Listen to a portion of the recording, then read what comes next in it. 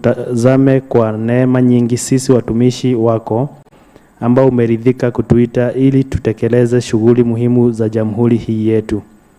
Twakuomba uteremshe baraka zako sisi tuliokutanika hapa na utujalie tuyatende na kufikiria mambo yote yatakayofikishwa mbele yetu kwa njia ya haki na uaminifu, ili utukufu na sifa zako ziendelee, na ili kustawisha amani, ufanisi na heri ya nchi hii yetu na wale ambao haja zao umezikabidhi mikononi mwetu. Amina.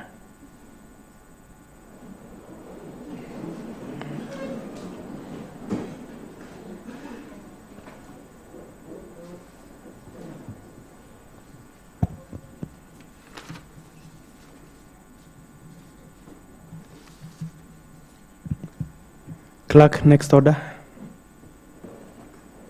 Order number 1, administration of oath. Next order. Order number 2, communication from the chair.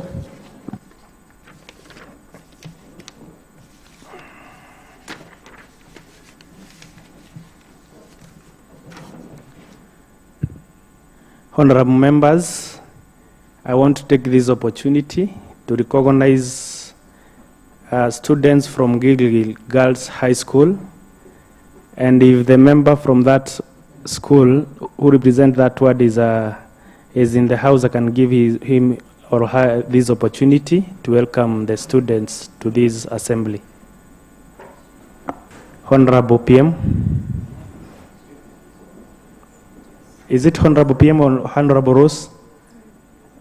Honorable Rose or Honorable Rose, kindly. Thank you, Mr. Speaker, sir. I take this opportunity to welcome students from Gilgil Girls Secondary School and their teachers to our assembly, and also say that, Mr. Speaker, sir, we have in the ward, we have given them some bursary. The needy students in the school have benefited from the bursary from my ward. Thank you, Mr. Speaker. Thank you. Let's applaud the students. And I also want to recognize the teachers who are accompanying them. We have Mr. Gerard Odhiambo. We have Mr. Franklin Kipto. And we have Mrs. Anne Imasaja. Clerk, next order. Order number 3, messages. No messages. Order number 4, petitions. No petitions. Order number 5, papers. We have some papers to be laid by Honorable Alex Mbogwa, the Chairperson Committee on Budget and Appropriation.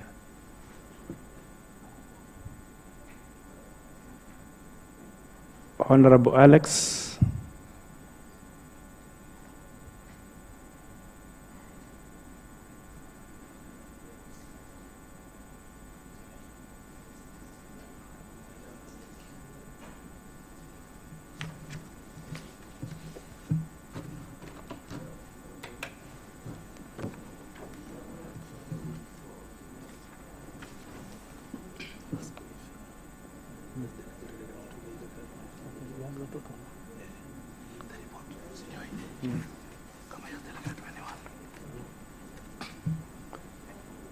Thank you, honorable members.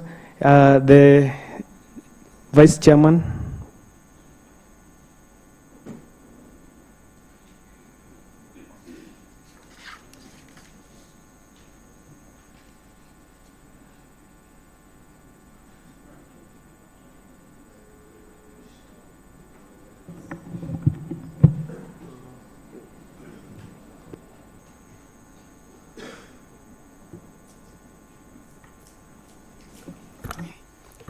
Mr. Speaker, I want to request for some time so that I make some consultation.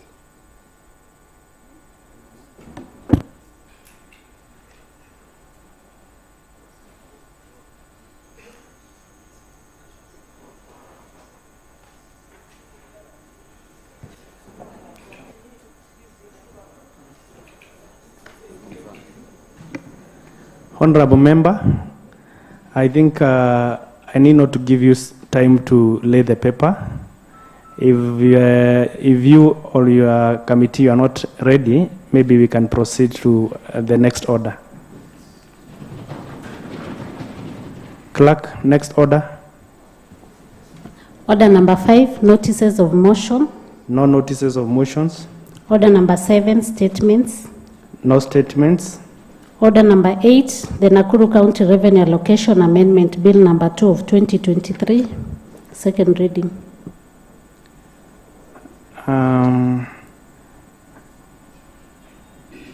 This is a motion for the second reading. Is the chairman budget and appropriation in the House? Who is moving this motion?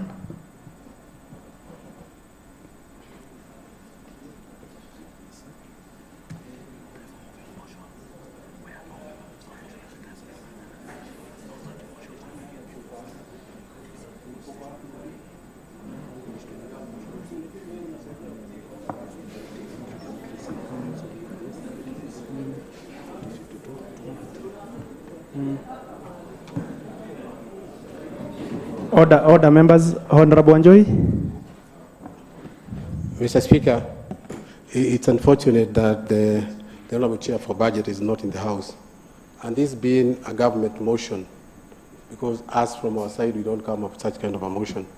I think the leader of majority, in his capacity as a spokesperson in this assembly of the government, I'm not sure whether he was well briefed or not, because, Mr. Speaker, it's very sad that such kind of a motion, which is supposed to be by the government side, it's either the government wants to sabotage its own self, which is very unfortunate and letting its people down.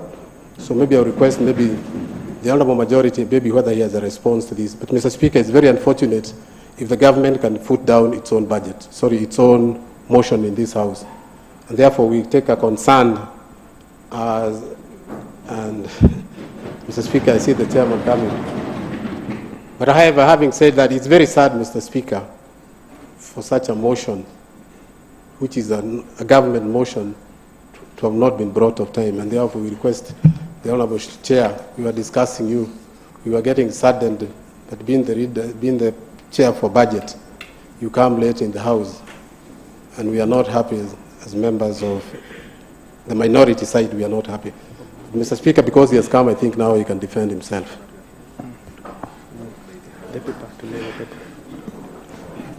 Thank you, honorable members. Honorable PM, what is it?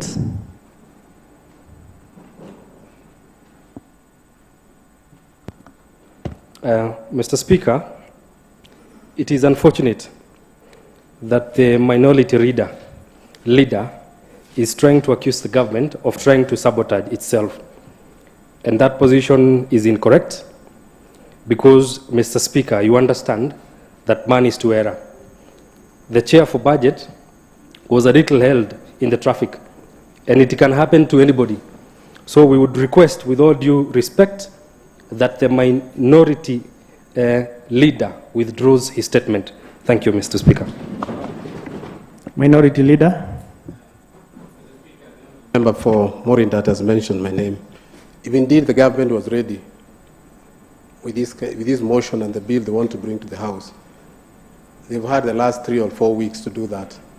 And therefore, the chair for budget should have left home very early in the morning to be here, because he knew this is a very important document that is supposed to be shared in the 55 wards, and which members of the respective wards are waiting. And therefore, Mr. Speaker, I have nothing to apologize, I have nothing to withdraw, because that is a plain truth, Mr. Speaker. Honorable members, let me give this opportunity to Honorable Alex Mbogwa. He has a paper to lay, and I think this is his time to lay that paper. Kindly.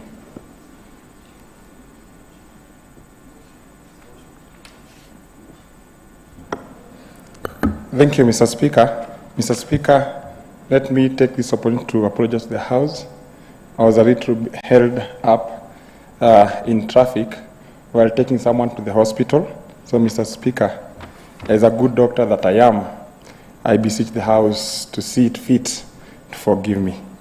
Mr. Speaker, I read a paper here, report on the budget committee, report of the budget of the Committee on Budget and Appropriation on the Nakuru County Revenue Allocation Amendment Bill number 2 of 2023. Mr. Speaker, sir, I read the paper. Thank you, Honorable Alex.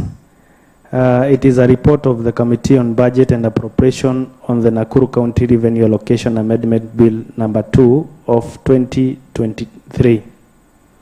And it remains committed to the Committee on Budget and Appropriation. Clerk.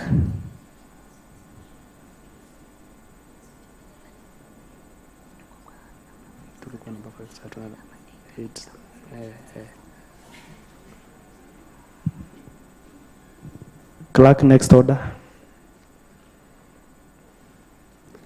Order number 8, the Nakuru County Revenue Allocation Amendment Bill number 2.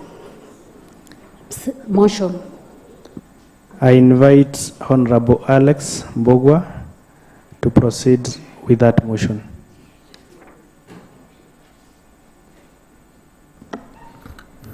Thank you, Mr. Speaker. Mr. Speaker, let me start by appreciating the students in the gallery, Mr. Speaker, and assure them that this is what the nation, the process of building the nation is. My name is Alex Mbogwa, the Chairperson, Budget and Appropriation. Mr. Speaker,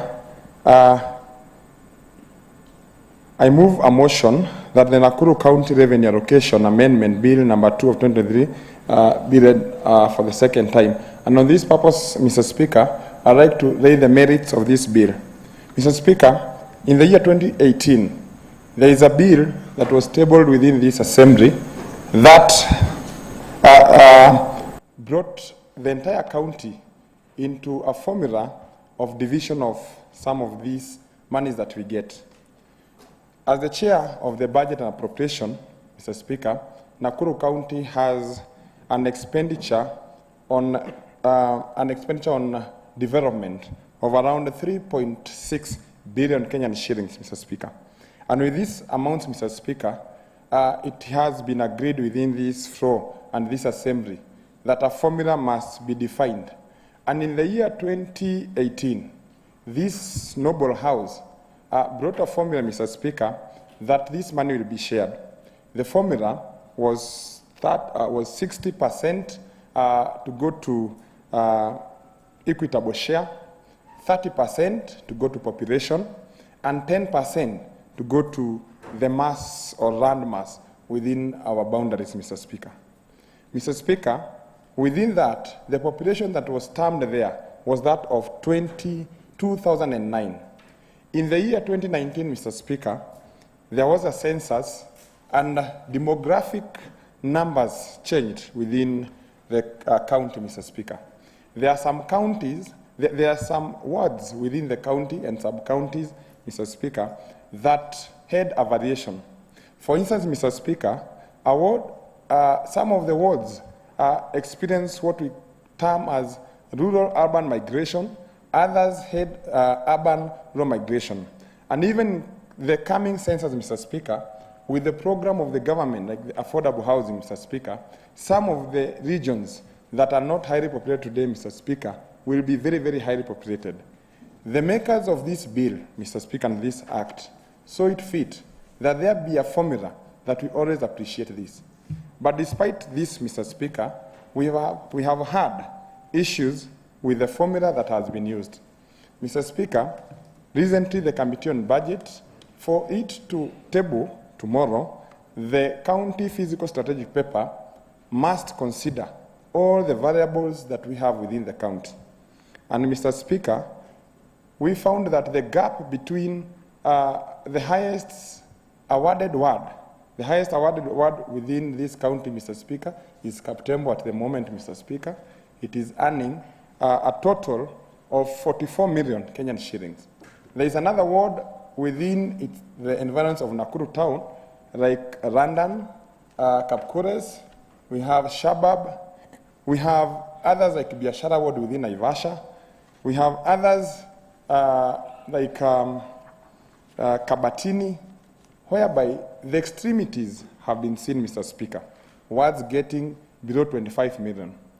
Mr. Speaker, we have come up with a formula that will address these disparities within our county and within the allocation.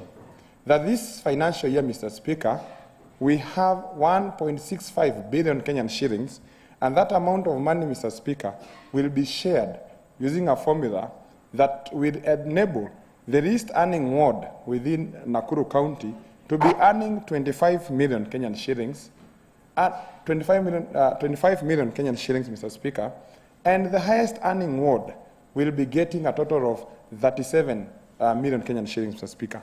The disparity therein, or the range, Mr. Speaker, will be 12 million Kenyan shillings. Mr. Speaker, this will help our members here to move around. Mr. Speaker, I once went to project validation in Nakuru West, and I was dismayed to see how the members of public treat members of this great house, Mr. Speaker, whereby a member could not be able to fit the needs of the people of that area, Mr. Speaker. And Mr. Speaker, this house should see it fit to address these issues, Mr. Speaker.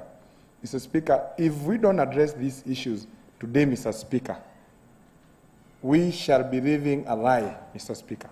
We must address. Students are getting bursaries across the county, Mr. Speaker. Some of the wards, Mr. Speaker, that we have here in Nakuru County are placing bursary up to a tune of 10 to 12 million, Mr. Speaker. And I imagine someone in Ronda Ward who is earning 22 million Kenyan shillings, how will this person then earn more than that, Mr. Speaker?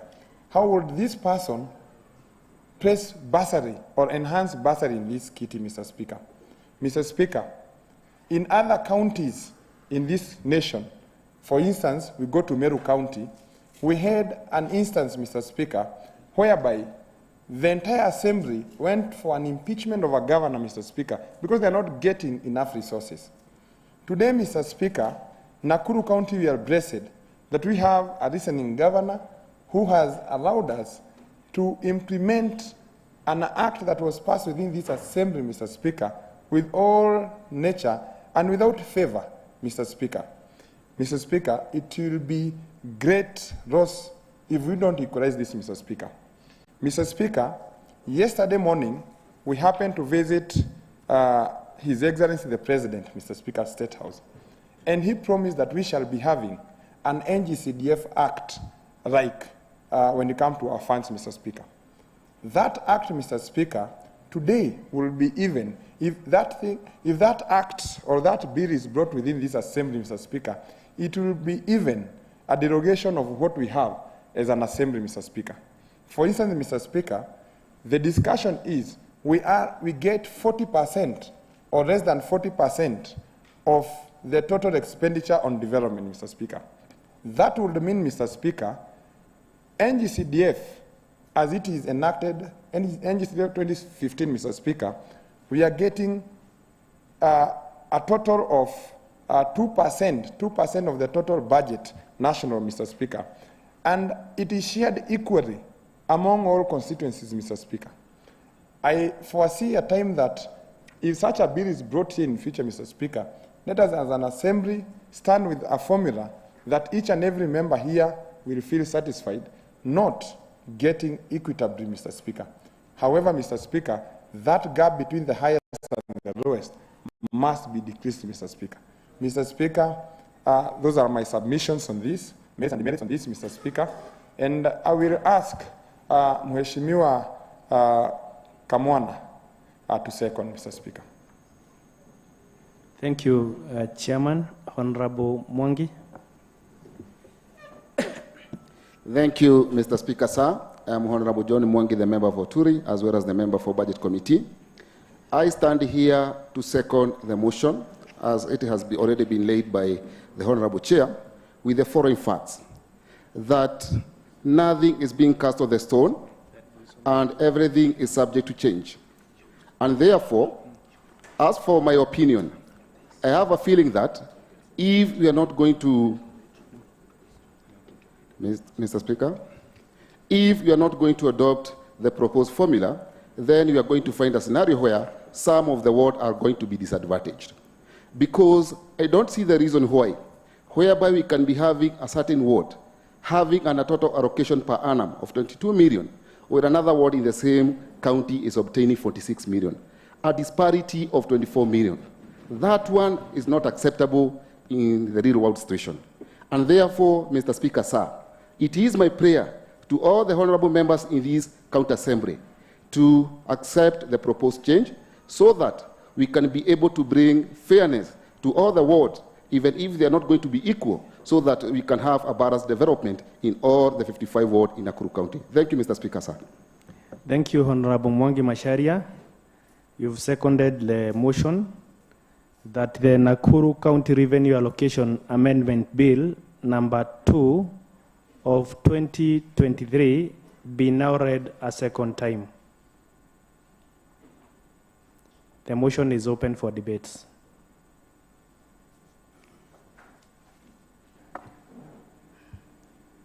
Honorable Kamau. Thank you, Mr. Speaker, for giving me this chance to give my input in this, Mr. Speaker. As I start, Mr. Speaker, this amendment, Mr. Speaker, that has been brought before this House, Mr. Speaker, I can say it is only serving interest of few individuals. And it's very unfortunate because I found the minority leader saying that this is an agenda of the government. Mr. Speaker, even if it's coming from the side of the government, this is an issue. Do you want to inform the House or the member? I don't want to be informed, Mr. Speaker. I'm okay.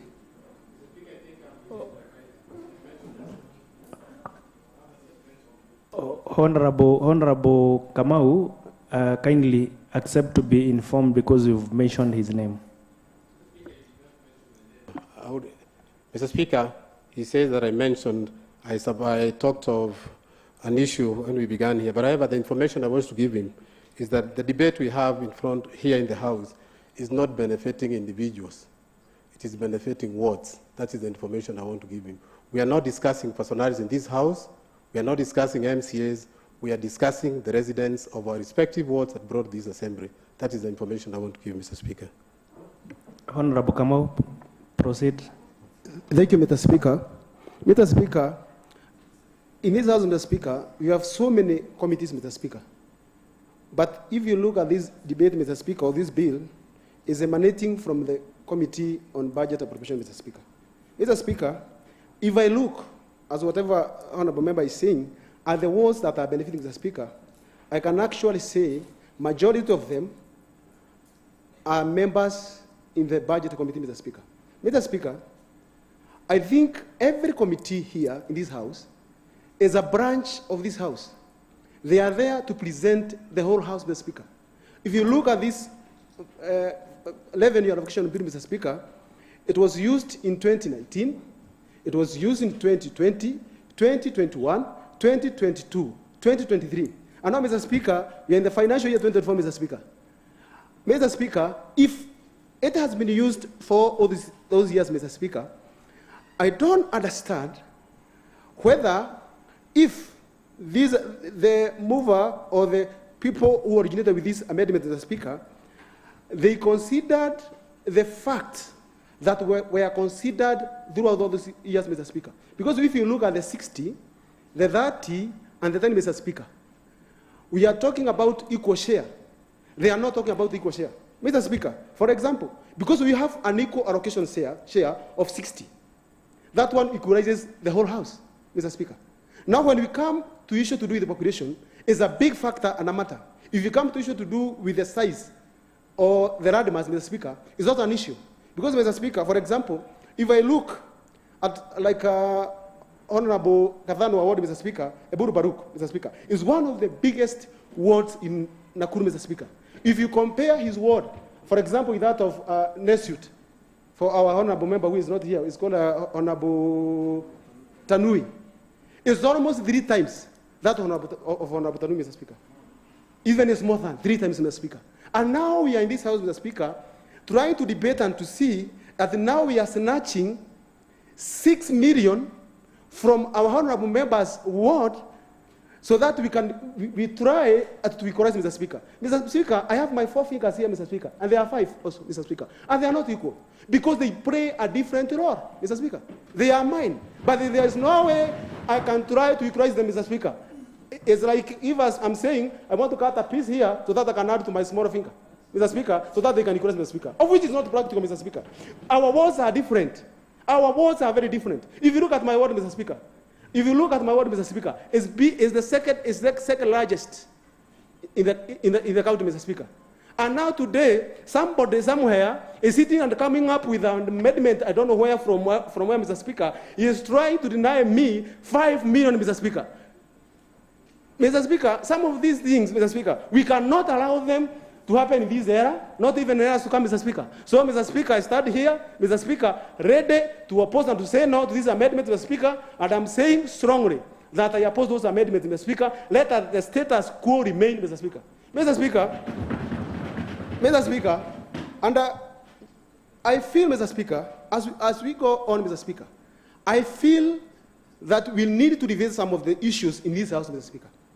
Mr. Speaker, because now if the committee that we trust, the Budget and Allocation Committee in this House, the people who is selected to allocate funds and to divide funds of this House, Mr. Speaker.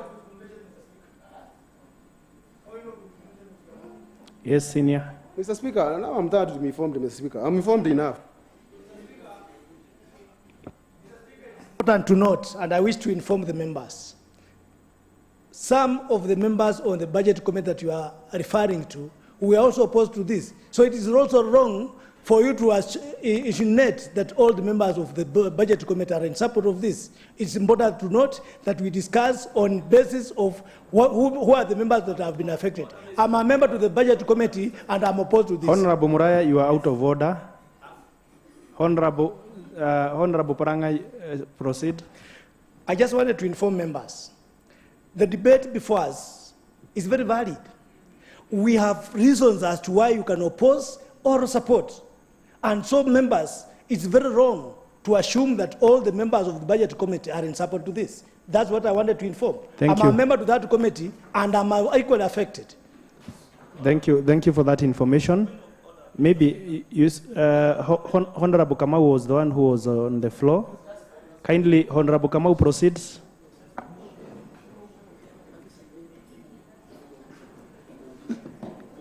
Mr. Speaker, as members are saying, Mr. Speaker, I'm saying it's now becoming very hard, Mr. Speaker.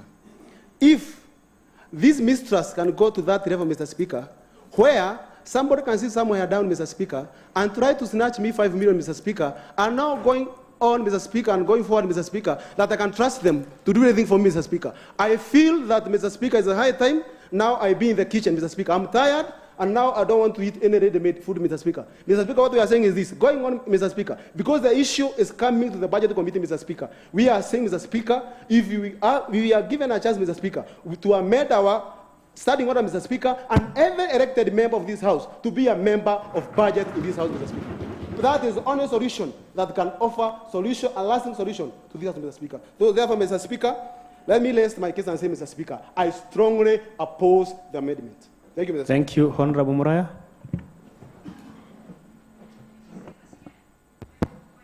Thank you, Honorable Speaker. First of all, I want to also echo the statement from Honorable Kamau, because, Honorable Speaker, we had just come from Akamukoji, of which this Honorable House have agreed on an equal share and what to go on. Mheshimiwa Speaker, ninaudhika sana kukaa hapa chini na kusikia ya kwamba na kutazama ya kwamba the formula ambayo tumeipinga pale na tukakubaliana na wewe mwenyewe kwa tuuliza kwa swali ndio tunaongelelea hapa. Again, as the member is saying that the budget committee ni wao wametokea na hii bill, hii motion. Mheshimiwa Speaker, kila mtu hapa ametia sahihi Kwa hivyo hakuna vile unaweza kuniambia umeoppose na sahihi yako nikiangalia hapa iko. Kwa hivyo every one of them participated in it. Na kwamba Mheshimiwa Speaker, kama hawangekuwa wanakubaliana, Mheshimiwa Speaker hawangetia sahihi. Kwa hivyo Mheshimiwa Speaker, mimi nataka kusema hivi. Honorable Muraya, I want to guide you that what we are debating on is not what has emanated from those other forums that you've been there. We are now on that the Nakuru County Revenue Allocation Amendment Bill number 2 of 2023. That is what we are debating. Mheshimiwa Speaker, asante kwa sababu ya mawaidha yako, lakini ningependa tu kujua kwa nini tukaitwa kama waheshimiwa tukaenda kupoteza muda badala ya tungekuwa hapa tukijadili yale ambayo tunajadili hapa tukifanya marekebisho. Kwa hivyo Mheshimiwa Speaker, sijakosea, sijatoka kwa laini nikisema ya kwamba tulikuwa na makubaliano na tukapewa mfano ya kwamba in the last 3 years the Senate had the same motion ambao walikaa chini kwanza wakakubaliana. Mifano imepeanwa mingi sana. Mheshimiwa amesema ya kwamba mimi kama mwakilishi wa viwandani nimepoteza milioni 1.3. Mheshimiwa Speaker, watu wangu wanajua na wanauelevu ya kwamba pesa ambazo wanakadiria ni milioni 33.5. Mheshimiwa Speaker, kusimama hapa mimi nikubaliane na kamiti ambayo ilienda ikakaa chini, hatukuletewa the proposed changes, ndio kila mtu ahusike katika hayo mabadiliko. Mheshimiwa Speaker, mimi siwezi kukubaliana na hayo, na ninataka kusema ya kwamba Mheshimiwa Speaker, kama mtu aliyechaguliwa, wengine wanapiga makofi hapa, lakini Mheshimiwa Speaker, katika uwanja wa siasa hauwezi kuniambia utaenda usimame uambie watu wako ya kwamba wewe ulienda kwa bunge ukaenda ukateta wodi yako ikanyang'anywa milioni 5. Mheshimiwa Speaker, lazima kuna watu wanataka kuua wengine kisiasa, kwa sababu haya yote yanatokana na siasa. Mtu anafurahia kwa sababu yeye akienda kuongea atapigiwa makofi kwake kwamba alienda kufanya kazi kwa bunge. Mheshimiwa Speaker, mimi niko hapa, siwezi kuja kupigia watu makofi. Senior niseme hivyo, Mheshimiwa Paranga amekuwa hapa tangu waude hii act, Mheshimiwa Speaker, na imekuwa ikifanya kazi na the act itself inasema vizuri sana, sio chini ya 45%, inaweza enda hata 50%. Na kulingana na vile chairman wa budget alisema ni kwamba tumekuwa tukitumia 45%. Mheshimiwa Speaker, mahesabu tumeyafanya, tumetumia 49. Mheshimiwa Speaker, population ambayo tunapelekea hizi pesa inazidi kuongezeka, na ninataka niambiwe mimi kwangu mtu wako na kura, wapiga kura 34,000. Nitawezaje kuwa na wakaaji 58,000? Mheshimiwa Speaker, Mheshimiwa Ali, Mheshimiwa Le from Kabatini ako na wapiga kura 28,000, lakini population yake ni 27,000. Kwa hivyo there is a problem even in the Bureau of Statistics ambayo tunafaa kwanza kuwa tumeletewa hapa ndio tuwekebishe na tujue ni vipi tutakavyofanya. Kwa hivyo siwezi kusimama hapa Mheshimiwa Speaker nitoke kwa hii mlango watu wangu wakipoteza pesa. Wanafunzi ni wengi sana ambao hawasomi. Hata sasa wengine hawajaingia shule. Hizi pesa tunang'ang'ania ni ya wanafunzi hawa, kama hawa wamekaa hapa juu waweze kuwa shule, ili tuweze kuondoa uhalifu na uharibifu wanafunzi wetu. Kwa hivyo Mheshimiwa Speaker, mimi nimesimama kupinga na sitaweza kukubali, na hiyo kwangu na kwa wengine mimi nimesimama kuipinga na kupinga hii. Hata kama mswada imeletwa na pande ya serikali haiwezi kunifinyiria mimi. Mimi ni wa serikali na serikali inafaa kuniinua. Honorable Roberts. Thank you, Mr. Speaker, sir. I am Robert Kiplangat Ruto, representing the good people of Kapkures Ward, Mr. Speaker. Mr. Speaker, first of all, I rise to support the motion and congratulate the team or the Committee on Budget and Appropriation for their good job, Mr. Speaker. Mr. Speaker, as I stand, I'm among the wards, I'm the representative representing a ward which get the lowest amount of money in development, Mr. Speaker. I therefore support naunga mkono mswada huu hili to reduce gap ama kufupisha ule tofauti kati ya yule anakula chakula kingi sana na yule anapewa chakula kidogo. Mr. Speaker, kwa mfano tu, mishahara yetu kama wanaheshimiwa sisi zote tunatoshana. Tukija wakati tunapewa pesa za michezo, kila wodi inapewa sawia na hiyo ingine. Bila kusahau tena Mr. Speaker, pesa ya basari ambao huwa tunapewa shilingi milioni 3, hakuna hata ward moja inaenda na pesa zaidi ya kuliko mwingine, Mr. Speaker. Mr. Speaker, kama tunakubaliana kwamba tunagawa hiyo mgawo sawa sawa, kwa nini tuje katika ward fund wengine wakanyanyaswa? Mr. Speaker, mfumo wa sasa ama formula ambayo inatumika ya 60-30-10 ni mfumo ya kuhujumu haki ya wengine katika hii bunge, Mr. Speaker. Nasema hivyo kwa sababu ile ward ambayo inapata mingi, ambayo inapata zaidi ya milioni 44 na jirani yake anapata shilingi milioni 22, kutaonekana kwamba hakuna usawa hapo. Ironically, Mr. Speaker, the same ward which gets more is more developed than the one which gets less. I therefore, Mr. Speaker, do support this motion and urge this honorable House to support na tuipitishe kwa haraka iwezekanavyo. Asante sana, Mr. Speaker. Honorable Kanyere.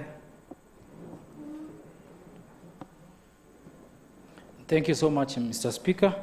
I stand to oppose this motion and also to tell the last speaker that he is misleading the House and the whole nation, saying that we are getting the same salary. And I want to refer him to the formula that has been used. There is what is called equalization fund. The salary can be equated to the equalization fund. And there is also, tell the public the truth, we are not getting the same in terms of mileage. If somebody comes as far as Maimahio, he gets a lot of money than I, who comes from town. And that is what we want to consider in all the parameters. We are not equal. So it will be lying, telling people that we are getting the same. Also, it is misleading. When I read this report, you know, whatever is here, we have a report of the said committee, and they're insinuating that no one and no ward is disadvantaged. They are misleading this House because from what we've gathered and from the statistics that we have, 27 wards are losing money to the tune of millions. So I like to oppose saying that we are not equal and we cannot be equal. And one of the parameters, the drafters of this bill, before it is being amended, they considered all matters to do with revenue allocation, in that they considered population. If we are here courtesy of the population, I got many votes than the people that we are competing with. So I'm here representing people. So when the minority leader says that we are not here for individuals, we are here representing people. We are people representative. So when we talk, when I talk on behalf of Nakuru East people. So I might not be in a meeting whereby Nakuru East Ward, not even Nakuru East Ward, even any other ward losing. So I was proposing, and my good friend Moriah was saying, we had a meeting, we discussed this issue, whereby we can get a win-win. We are here, as my senior Karanja always want to tell us that we have the powers to allocate the resources. The formula that is being used, Mr. Speaker, sir, is that we are told last year we spent 45% of the development allocation, but it was corrected today and we are told it is 49 point something. So I am basing my argument in that it is good if we can go now to the formula and get the 50% of the allocated money for projects being shared equally or with the parameters that have been used, and we are not advocating for people to lose. In fact, the marginalized, the so-called marginalized, or the wards that I feel that they have been marginalized, I propose that whatever will be gotten over and above what is going to be allocated, let them share equally. But for those who, like my friend from Eburum Baruk, who is losing to the tune of 6 million, what will he tell his people? That he sat down in a meeting and he advocated for his ward to lose 6 million. He is my good neighbor. People will be looking at me as his neighbor, and that will not be just to my good friend. So I am not here to advocate that some wards to lose and some to win.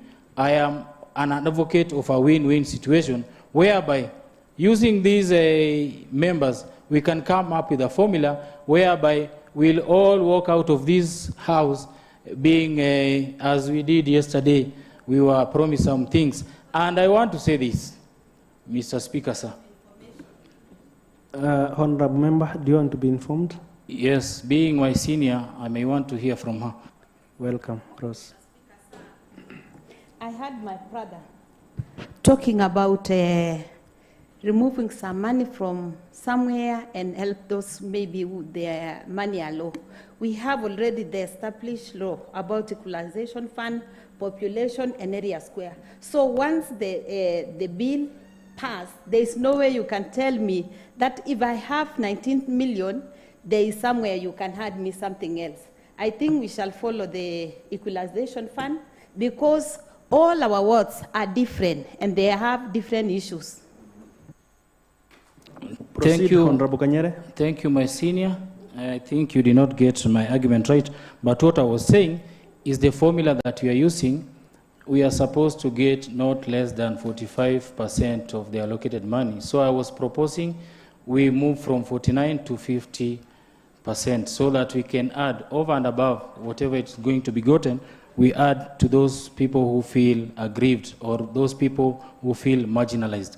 Thank you for your information. As I'm concluding, Mr. Speaker, sir, I want to say that let us talk to each other, let us not shout to each other, but let's come out of these walls having a win-win situation. Thank you, Mr. Speaker, sir, for that. Honorable Kalam. Thank you very much, Mr. Speaker. I am William Mutai, MCA from Kerenget, and I'm here to oppose the motion for the following reasons. I think we are not equal, and there is no reason that we should really try as much as possible to make ourselves equal.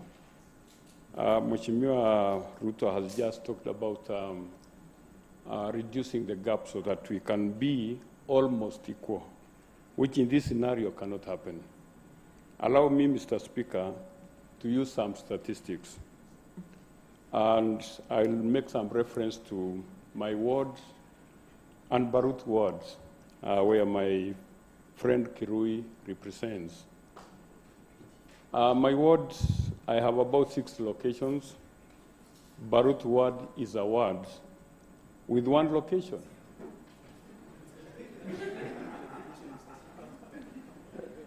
Yes.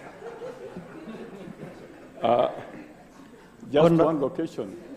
Order, yes. Honorable Kirui. Order. You want to say something? Yes. Honorable Kirui. Asante sana Mheshimiwa Spika kwa hii nafasi ambayo nimepata. Nimesimama kuipinga Mheshimiwa wa Kirenget kwa sababu nataka kuongelea wodi yangu ni kama yeye ni MC wa Pandule. So Mheshimiwa Speaker, mimi ndio mwakilishi wa wodi kutoka upande wa Barut na mimi ndio naelewa Barut vizuri. So akianza kutaja zile sub location ambazo niko naye, ninaanza kushindwa kama yeye ni mmoja wangu Pandule, sijui yeye ni Wanjiko wangu ama yeye ni namna gani. So naipinga, yeye aongelee upande wa Kirenget na achane Barut. Niko hapa ndongea mambo ya Barut. Asante. Proceed, Honorable Mutai. Honorable Speaker, you will allow me to do what we call comparative study. Because unless we use the comparative study, we cannot be able to really come up with a logical position. And in this case, Mr. Kirui, I'm actually using... Kindly address the House, not Mr. Kirui. Honorable members, I'm using your case scenario because we want to get something clear. It's very true that I've done some bit of research, Honorable Speaker, and just as I said, I have 6 locations and Barut has 1 location and it is a ward. It also has registered voters of 6,000, whereas I have 24,000. Now, Honorable Speaker, you will agree with me that if we are going to take the same and equal or almost equal stake, then there will not be any fairness at all, at all. So, Honorable Speaker, I want to believe that this formula, right from the beginning, was not well looked into. So the aspect of having the status quo is what I suppose. But the budget committee would have actually come up with a better proposal of a win-win situation, rather than a case where we have a win and a loss situation. Thank you very much, Mr. Speaker. Honorable Kirui. Asante sana Mheshimiwa Speaker. Bado niko tu pale kijaribu kumweleza Mheshimiwa Kirenget ajaribu kuachana na ile ward ambayo nawakilisha, na kama anataka kuwa mpigaji kura wangu aweze kuresign kwenye hii kiti ambayo ako nayo ya Kirenget, akuja aishi Barut ndio aongeze population ya Barut kwa kubwa. Asante sana Mheshimiwa Speaker. Members, I know it's a hot debate. There are those who are supporting and there are those who are opposing. But I would want to advise you, let's not get into the attack to person, argumenting ad hominem. Let's attack the issue. Honorable Nene.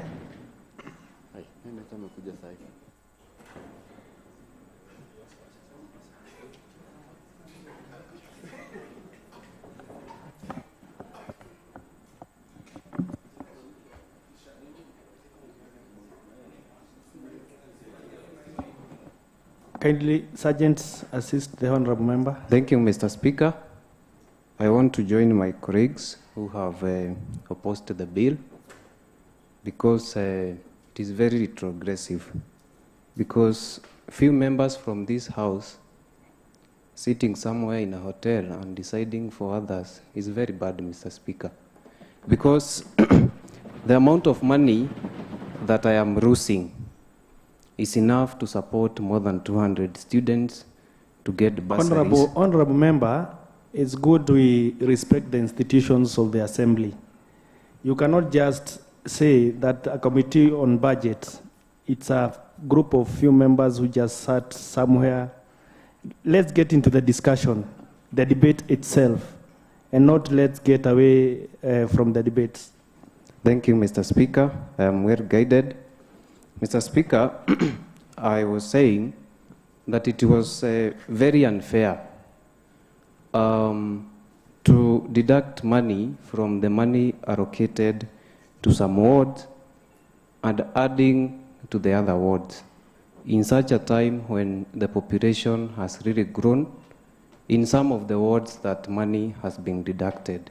Therefore, Mr. Speaker, I want to urge this House, as other honorable members have said, let us have a win-win situation in where there are no wards that lose, even if we have to add money to some wards that have a little allocation.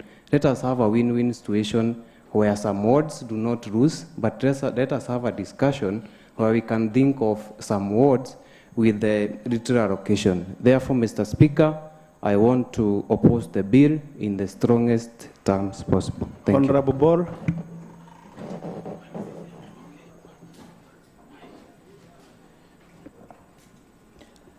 Thank you, Honorable Speaker, for giving me this opportunity. I also stand to oppose the amendments simply because I do represent great people of Kiptororo, and I have lost, passing these amendments, I will lose 1.7 million, of which is, if I was to construct a road, it was supposed to be 1.7 kilometers. Mr. Speaker, if the committee was concerned about those members having low allocation, they would have also taken that mandate of increasing the development fund to even 54 because they have that mandate, and we will have helped them to pass in this house. If Mheshimiwa Kachwang has got 42 million, let those who have 20 million be increased to 42 so that we can all be equal. We will all be gaining, but we will not be losing. But in this case, my word to be robbed 1.7 million, how will I go and tell my people? How will I talk to my people? And my predecessor left the seat knowing that the allocation for Kiptororo was 34 million. Honorable Speaker, it is unjust, it is unfair, and if equality has to be brought, let all our salary, including yours, be equal. Because we are not equal. And I'm speaking because I'm sitting between two great ladies, and we are not equal. Mr. Speaker, and there is no time when resources will be enough for all of us. And I'm telling you, Mr. Speaker, this thing will bring great division in this house. And I'm not going to leave this house when I will be robbed 1.7 million. Honorable Speaker, sometimes they say, for peace to prevail, some blood has to be shed. So, Mr. Speaker, let us not sacrifice some other people and some other people benefit at the expense of others. Honorable Roberts.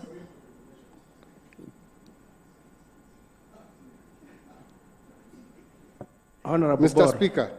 Honorable Robert is on the floor.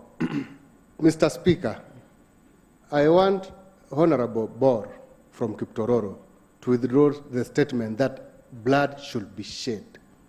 Mr. Speaker, this is an honorable house, house of laws and orders. And the motion is just about, we are not robbing anyone. It is about how we are going to equitably share the resources of Nakuru County. Thank you, Mr. Speaker. Honorable Bor, do you want to be informed by Honorable Kadanwa?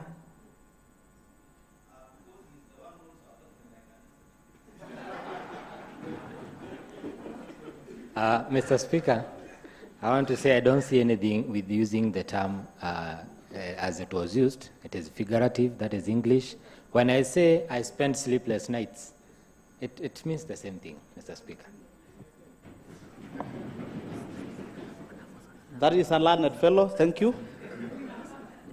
I also want to urge honorable members, if we all want population to be equal, wale wako na watu wachache kwa wadi sawa, waendelee kusaana sana so that we can all be equal. And we cannot change the fact that some wards are smaller than others, and the fact that some wards have got higher population than that. That is a fact, Mr. Honorable Speaker. So I want to stand and I want to say I oppose this amendment strongly. with all my body and also my body organs. I am opposing it. Thank you. Thank you, Honorable Ball. maybe before we proceed, Honorable Paranga, order, Honorable Paranga. I want to take this opportunity to thank you, good students, as you are leaving. I'll give you like 3 minutes. We adjourn the debate for 3 minutes as our students are leaving the assembly premises.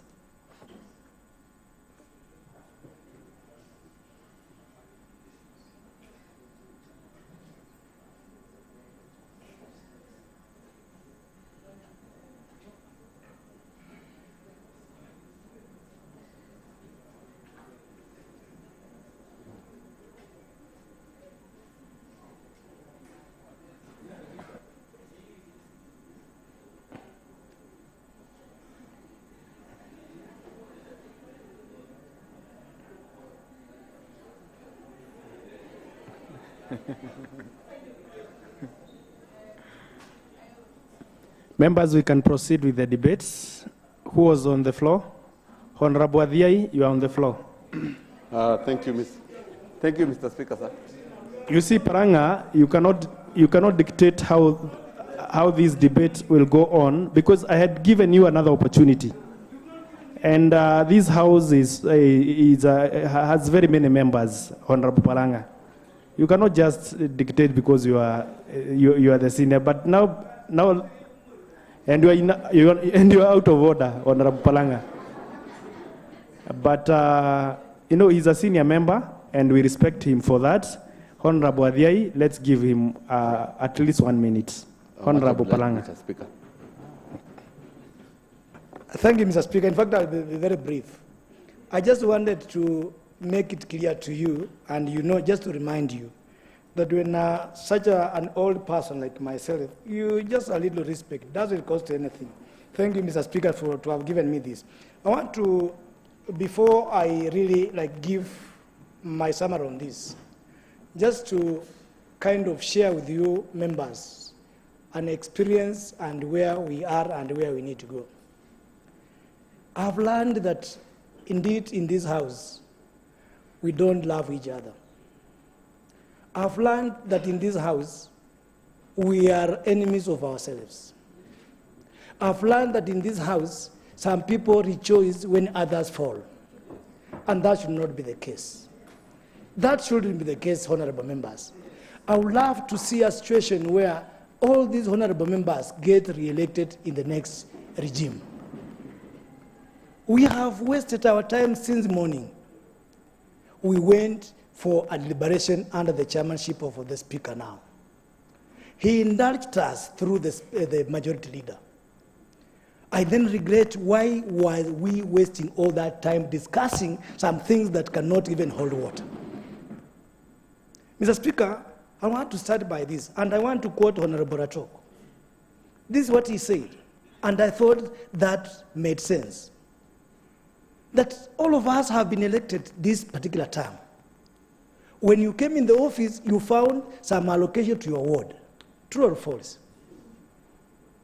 And we say that let us be our brother's keeper. I felt that then that would have given us the basis upon which we should not reduce the amount of money from Ward A or Ward B, so that that particular member, who is my fellow colleague, when he goes back to his ward, anasema nilipata ward yangu ikiwa na 22 million, and indeed it's 22 million, and if anything, it's more than 22 million. That will have made sense. I mean, I don't stand here arguing because, of course, I'm among the list of the members who have been affected. But again, members, why are we not like brothers keepers? Mr. Speaker, if you look critically about this discussion, those honorable members who feel they have had a little bit increment in their work, having been participated in that particular bill, having gotten to that particular amount of money, same member of the same county, same face, probably more energized, probably more educated. I go back now telling them I've lost 2, 3, 4 millions. I mean, honorable members, my take and my plea. You may have regretted or you may celebrate to have won.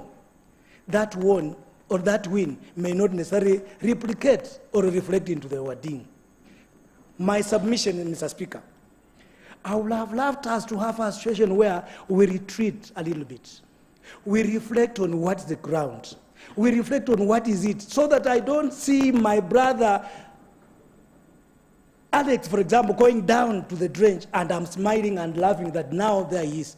Mkuki kwa nguruwe ni mtamu sana, lakini kwako ndugu yangu itakapokufikia utasikia uchungule. I really want to submit my submission, my speaker, by requesting honorable members. Kama tungekuwa hapa tunaongea vile mimi na wewe utakavyopata pesa tu hizi ambazo ta control, ingekuwa ni vyema sana. Lakini nisikuwe mimi ambaye nachangia mwenzangu akiende mchangani na mimi nisherekee niseme haleluya waje aende. Mungu awabariki. I stand to oppose that. Let us have time to reflect on this. We can still revisit. If anything, Mr. Speaker, labda hawa members ya hoji, hata tusipopitisha huu mswada ambao unaujadili leo, physical strategy paper kesho tutapitisha na mambo yataendelea kama kawaida. Si kitu ati do or die, it is not. Honorable Chemutai. Gender. Okay, thank you, Mr. Speaker, sir, for this opportunity. I'm Helen Chemutai, representing Visoi Ward. For me, it is very painful to lose 1.3 million. And the residents of Visoi know very well that they elected a sober-minded lady to go and represent them in the County Assembly of Nakuru. I think we have something called equal distribution of resources across the county of Nakuru and also our wards where we come from. I cannot agree to lose 1.3 million because tomorrow I stand in Visoi Ward. The residents of Visoi know very well that my predecessor, who I took from her, know that the money of Visoi is 33 million shilling in budget. So I stand strongly to oppose this motion because I cannot agree to lose money, and I should be adding, not losing.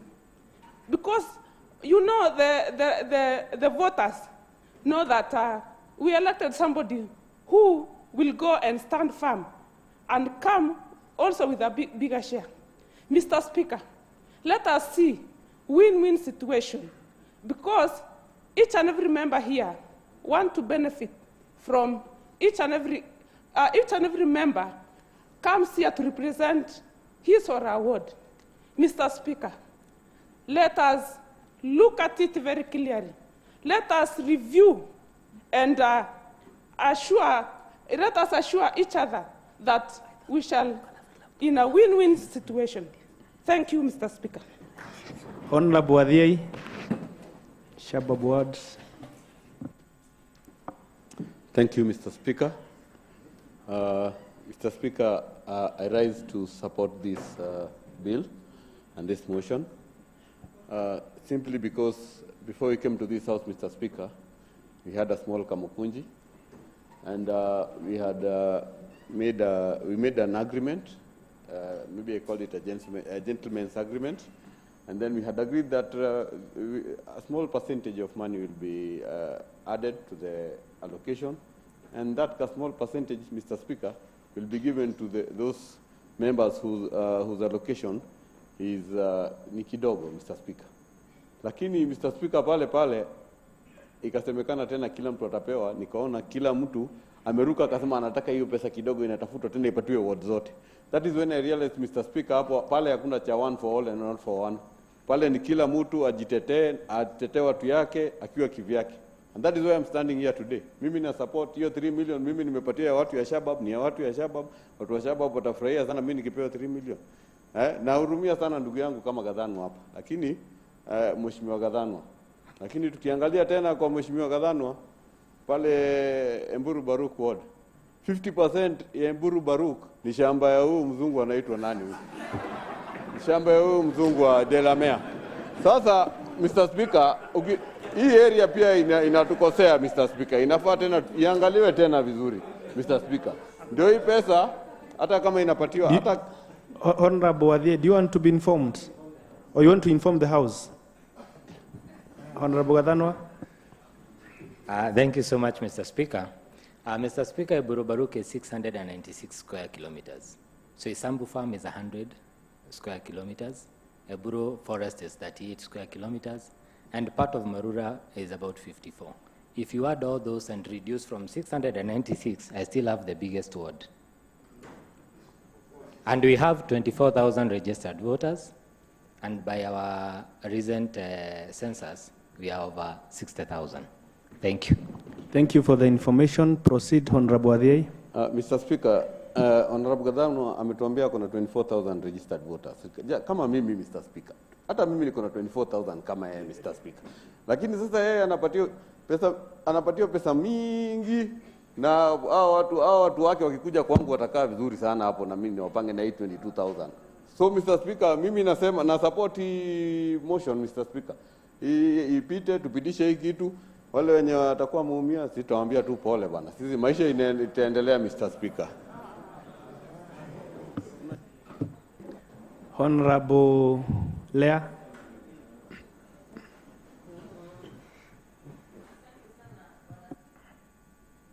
Kwa kunipa nafasi hii kuweza kujadili kuhusu huu mjwada wa County Revenue Bill. Mimi nasimama hapa kuunga huu mswada, sababu ninaona ya kwamba utaweza kutuweka kwa usawa katika kaunti yetu ya Nakuru. Si ya kwamba ninaongezwa pesa, lakini kwa mwenzangu aliyekuwa mbele yangu, katika wadi ya Kabatini tulikuwa tunapata mgao wa milioni 27. This time round, wakati nilipoenda pale mashinani kwa public participation, ilinilemea sana. Hadi wakasema tulifikiria we voted for a sober person and a sober woman. Lakini unfortunately, nili lose 2 million. Saa hii naambiwa naunga huu mswada sababu naongeza 1.7. But unfortunately sitakuwa nimefikisha mahali tulipokuwa. Kwa hivyo ningewaomba, let us all be our brother's keeper. Acheni kuwa ati mmoja akona milioni 46, mwingine akona milioni 42. Wakati tulipokuwa tukikaa chini, tulikaa chini tukajadiliana. But unfortunately, tukaona hata kwa budget committee hatukusikilizana. Na ndio maana tuko hapa siku ya leo. Sababu hatutakuwa sawa sisi wote. Lakini kienda worst to the worst, acheni sisi wote tupewe equal share. Hakuna haja wananchi wa Kabatini na wenye most of them huwa wanafanya kazi hapa katika city yetu ya Nakuru. Wakikuja hapa town wanahitaji kupata maji. Wakikuja hapa town wanahitaji barabara mzuri. Lakini ukifika pale hata pesa ya maendeleo sina. The moment nimetoa 500,000 kwa basari, nimebaki na milioni 20. Utagawa aje? Kindly, let us support each other. Acheni tu, ukiona, I respect my brother. We come from the same sub-county. And I feel, sababu ana lose 1.3. But we share resources. Let us support each other and let us move ahead with our county. God bless you. Honorable member from Kihingo.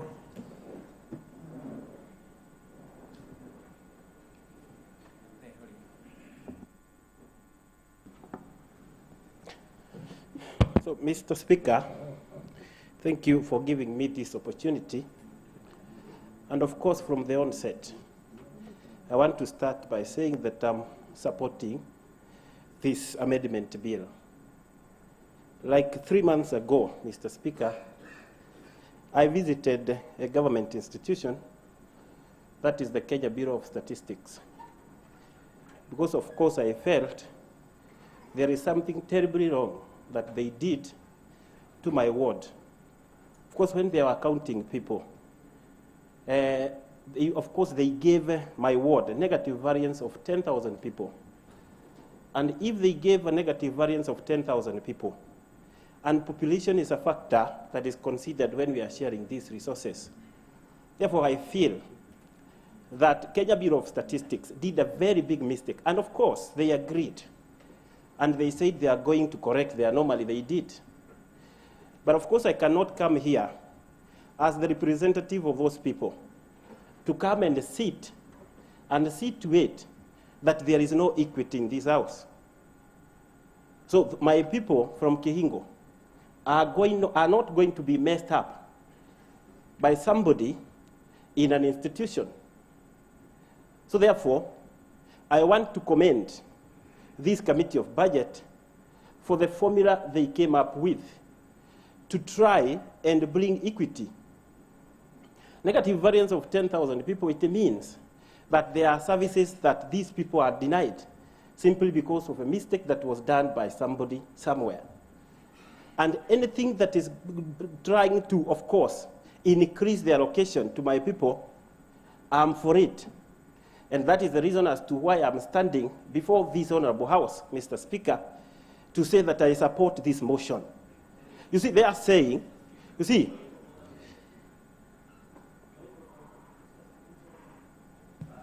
which order?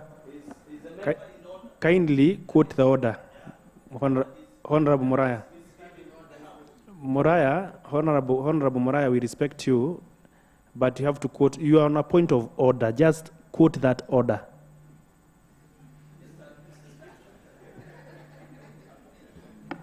Mr. Speaker,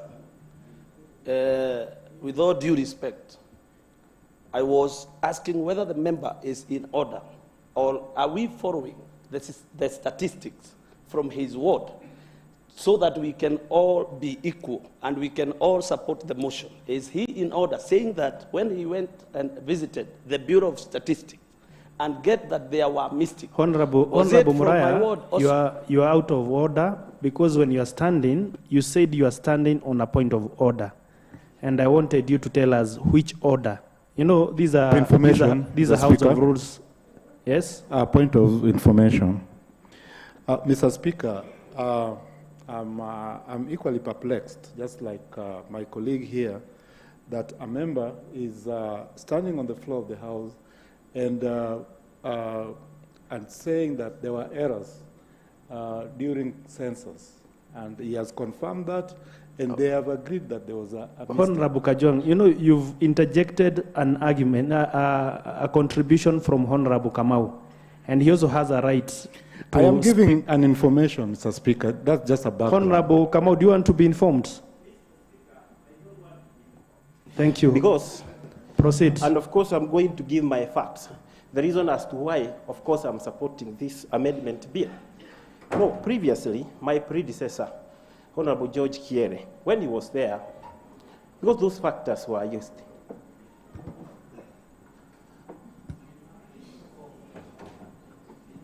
I'm directing that Honorable Kamau, you proceed. You'll be informed later. Yes.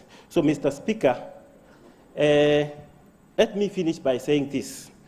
I'm here to represent my people, and of course, where there is increase in allocation to my people, then I'm for that.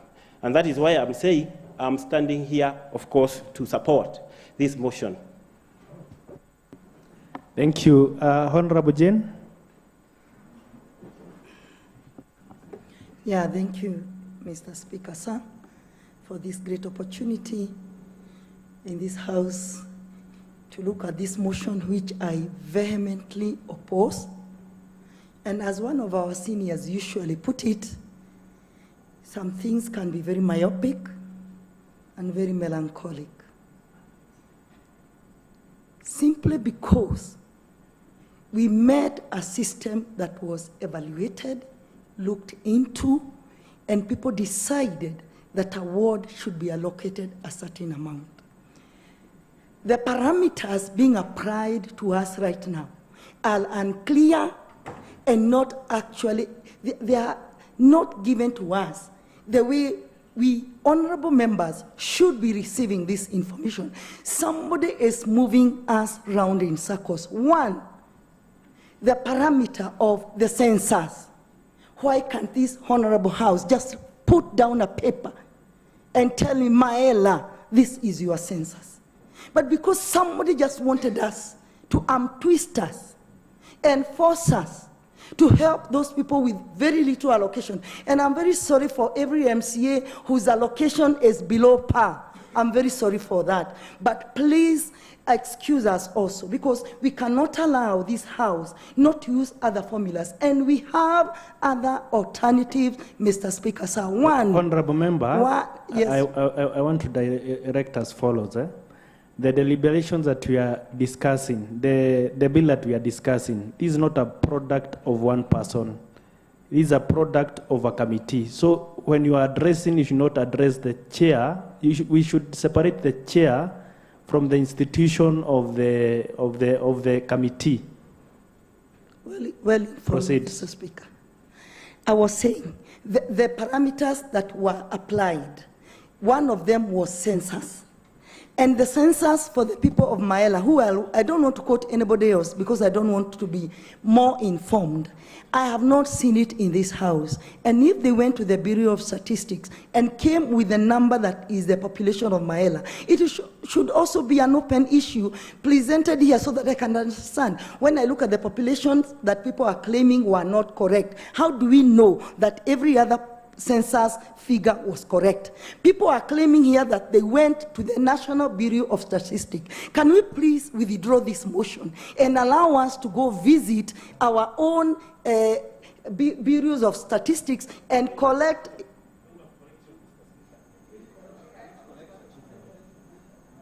Honorable Kamau, what is it? You know, Mheshimiwa Jen, of whom I respect so much. Kindly address the House. Yes. No, so, yes. Mr. Speaker, Mheshimiwa Jen, of whom I respect so much, I don't know the reason as to why she is referring to me as people, because I have not had anybody else who have visited those offices apart from me. So it is good she says that it is Honorable Kamau, not the people. Honorable Jane, proceed. Mr. Speaker, sir, I guess the member of Kehingo was not very attentive, because we also had another member of parliament who visited the same place, and she's lifting up her hand. I don't even have to mention her. And so we are also requesting, because we did not have this information prior this bill or this motion, we be allowed the time to visit these stations and come up with our own censuses. Because if one can go wrong, two can go wrong, then definitely a third one might be wrong. And therefore, when this particular team reduced the amount of my ward with 3 million approximately, because it is 2.9, then they might have done us a disservice.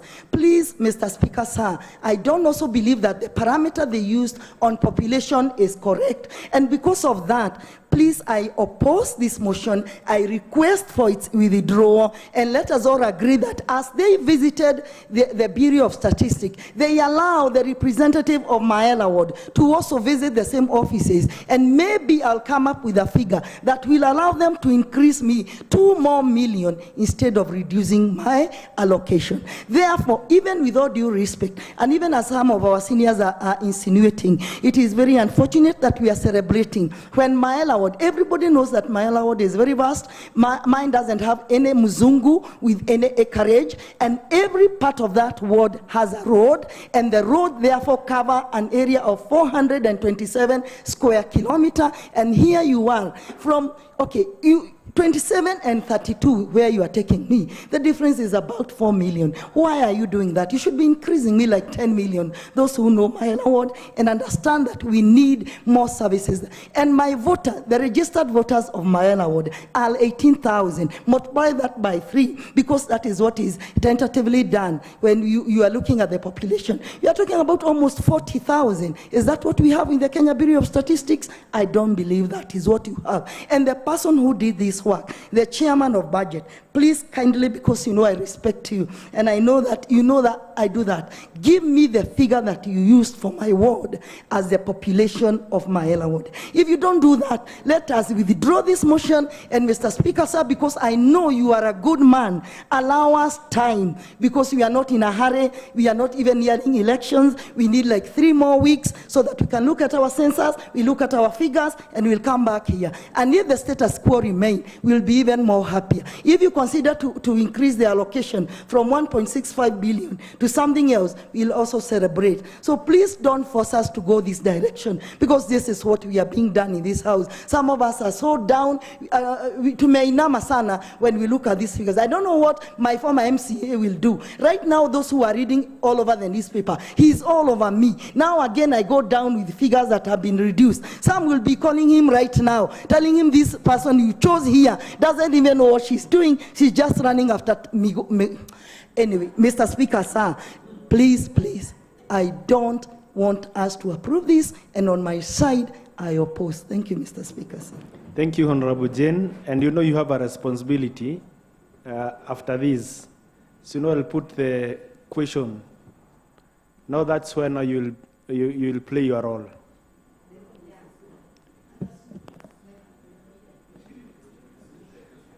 So, members, I can see that we are proceeding on very well. And is there any need for us to talk all of us, we proceed and put it to question? We proceed. How many members are in support of me putting it into question? Even those who are standing? You want me to put it to question? Honorable Orege, you're comfortable with that?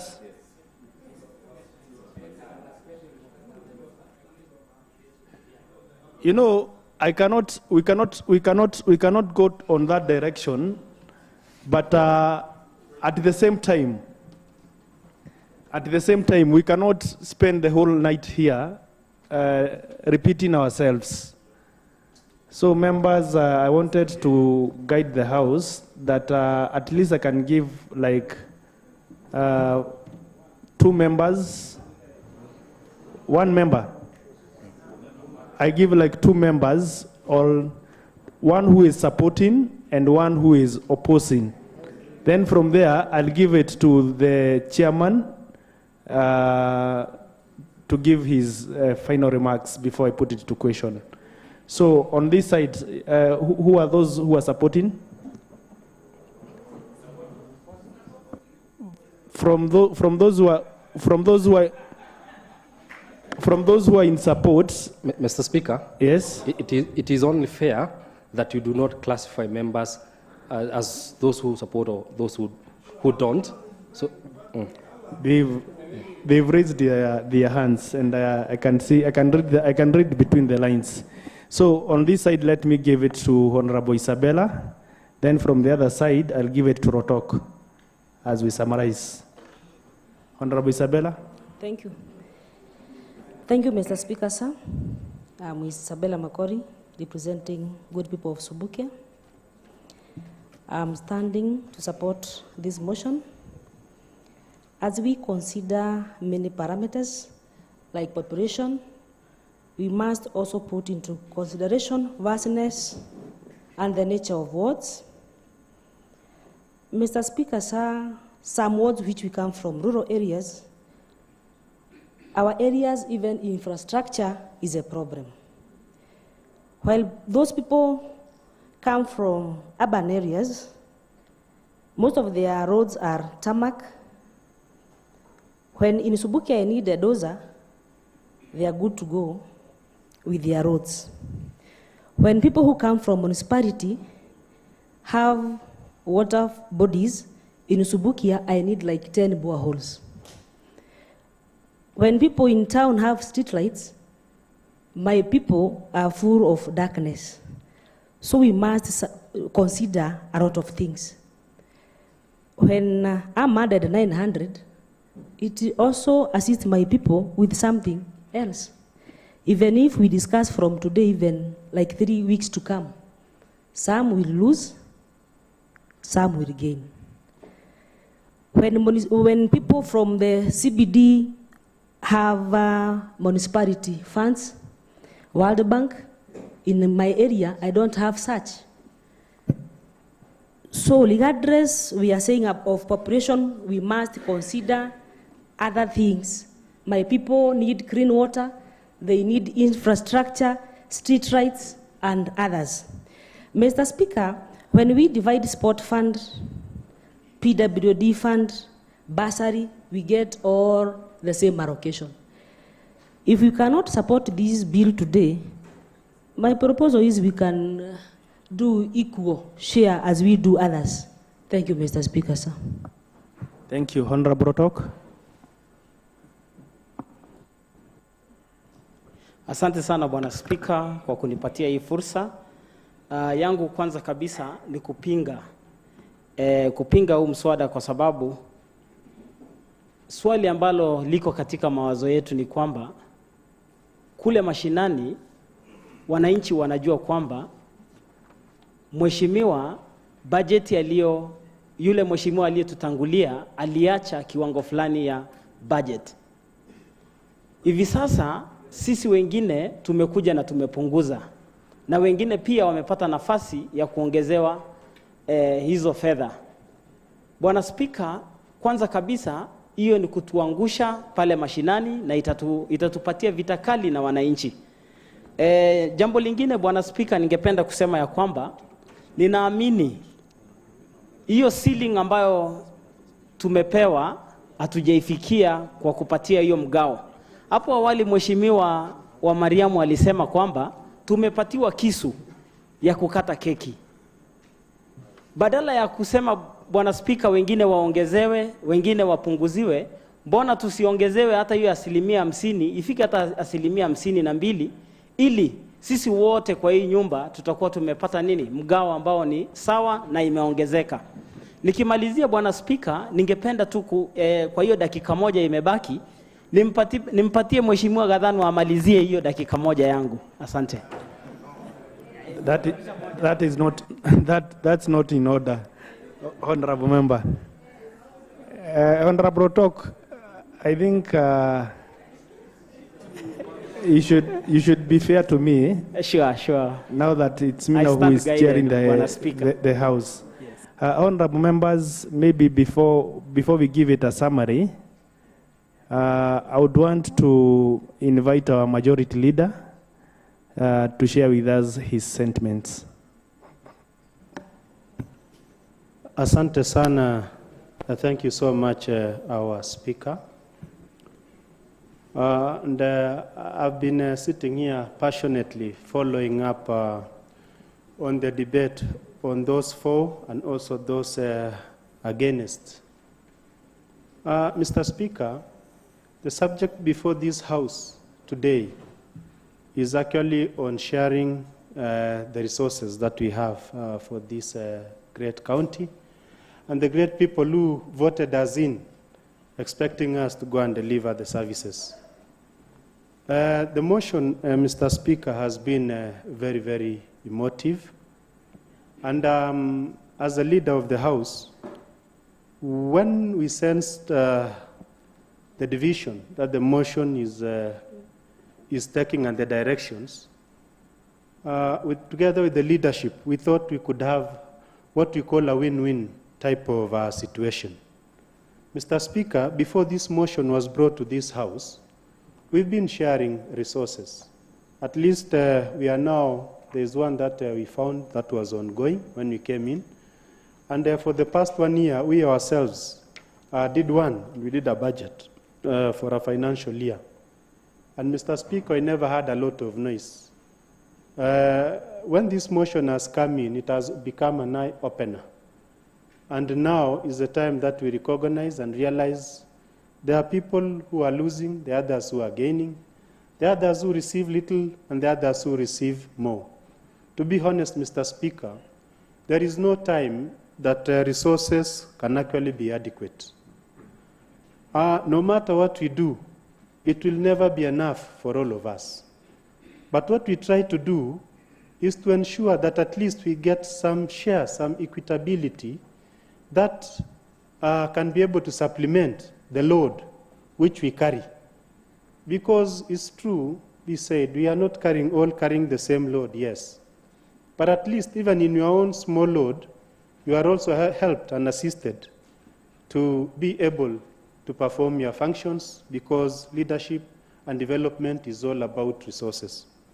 Mr. Speaker, I want to deliberate that having have tried to bring the unity in the House, that is why we have had very little conversation on this, because we've had a long one, Mr. Speaker. We've had meetings with those who are for, those who are against, those who are in the neutrality, and finally even one that we were able to come together. And I want to tell the House that these meetings are not illegal. They are equally just like committees. And this is a learning process, Mr. Speaker, when we have such important bills that we want to bring to the House. It's very key that we'll be having enough time to deliberate on them, to talk about them, to inform the members, to feel the pain of those who lose, to also feel the joy of those who get upgraded, so that we don't have to rush in a last-minute rush like this, Mr. Speaker. We are very much aware that by tomorrow, whatever we pass today, we have to be entrenched on the paper that is coming tomorrow, members.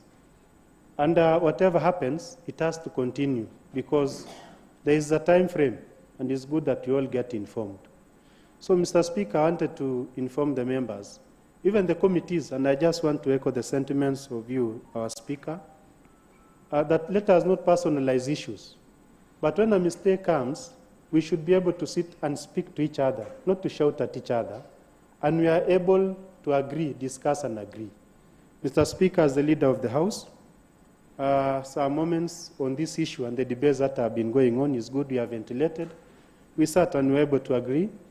And the thing that we may not satisfy everyone, but what was passed, Mr. Speaker, is that we have not had these noises before.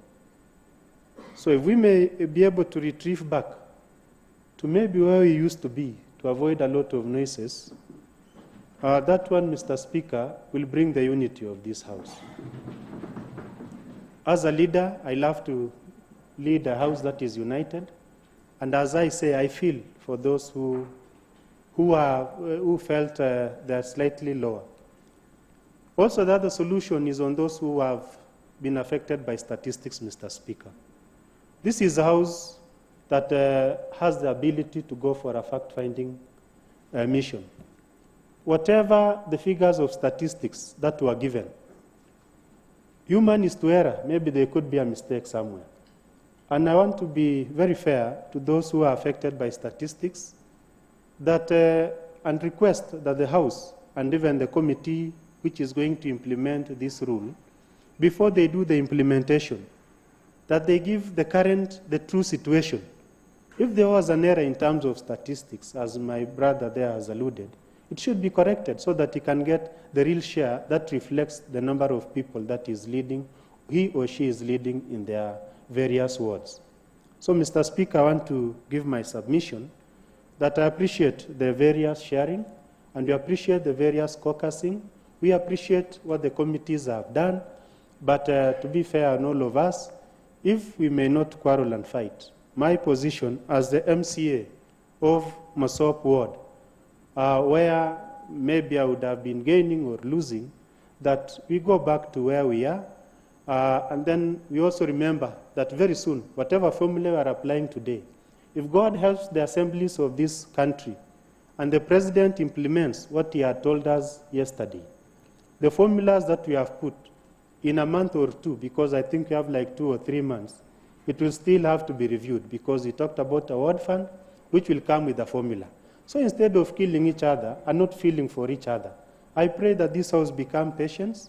We wait for the ward funds. I think it may continue and be more equal, and that one will not have a lot of say, instead of having grudges and feelings for each other, so that we can rest and wait for at least 2 or 3 months. We have been patient enough. Let's be slightly more patient, have peace in this House, and have unity of the House. I rest my case, Mr. Speaker. Thank you, our Majority Leader, Honorable Alex, the parting shots.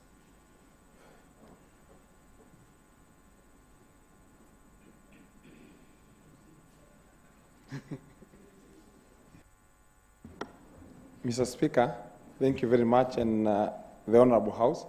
Mr. Speaker, today I think I sit in a seat that is not that comfortable, because it's a hot seat, and I must appreciate that some of the responsibility that we've been given by God at times becomes very difficult, but we must appreciate.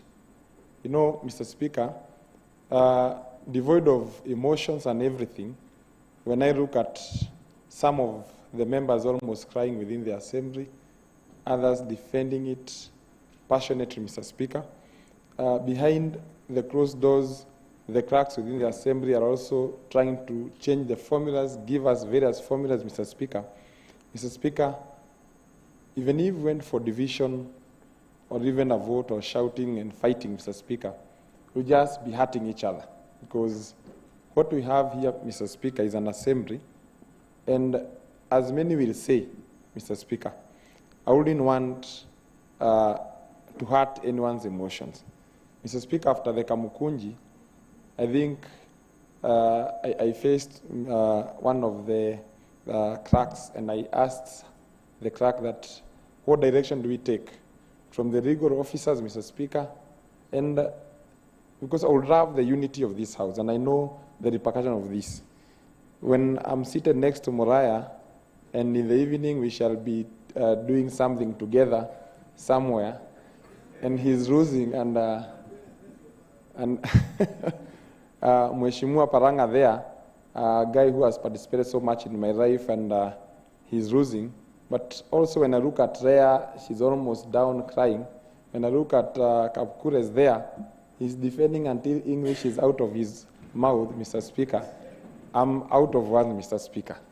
Mr. Speaker, if members were to check within their WhatsApp group, the communication group, Mr. Speaker, we keep on varying.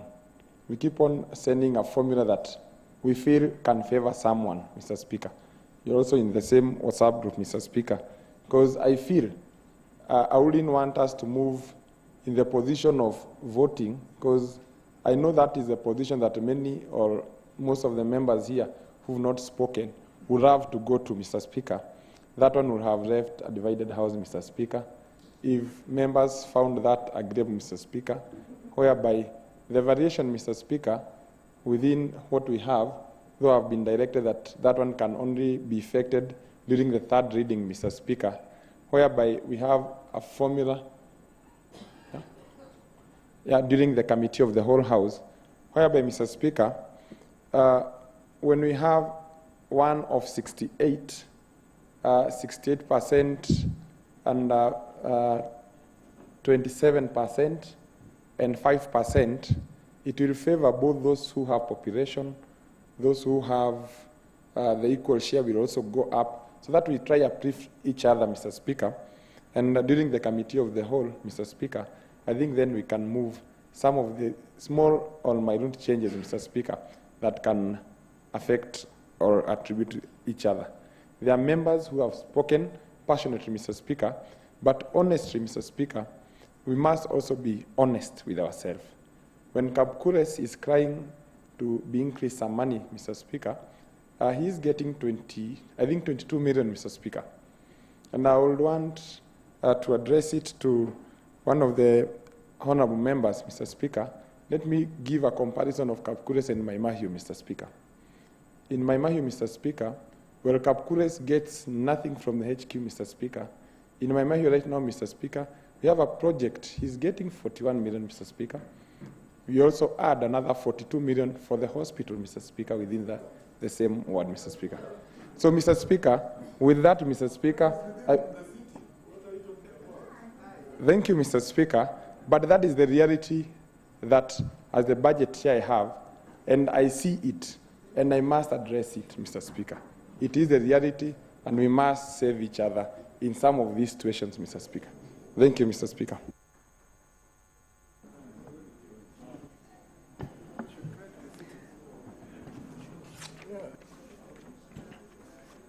Members, let me take this opportunity to thank all of you for participating in the debates. And I want to move forward and put it to question.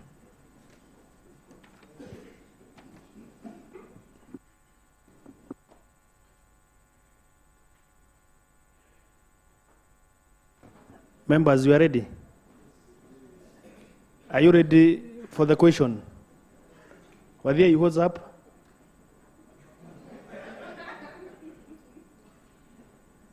That the Nakuru County Revenue Allocation Amendment Bill number 2 of 2023 be now read a second time. That the Nakuru County Revenue Allocation Amendment Bill number 2 of 2023 be now read a second time. That as many as of that opinion say aye. As many as our contrary opinion say nay. Speaker. What is it? What is it, Wanjohi? Mr. Speaker, it was not very clear who said what, and therefore I seek that we go for division, Mr. Speaker. Members, you want we go for division? Yes, yes. You know, it wasn't clear. It wasn't very clear. Members. Division. Division. Members, let me. Members, order members, order members. Come from members. Division.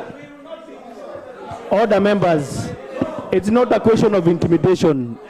I'm a very sober person, and you all know that I'm a very sober person, and especially when I'm on the seat of the chair.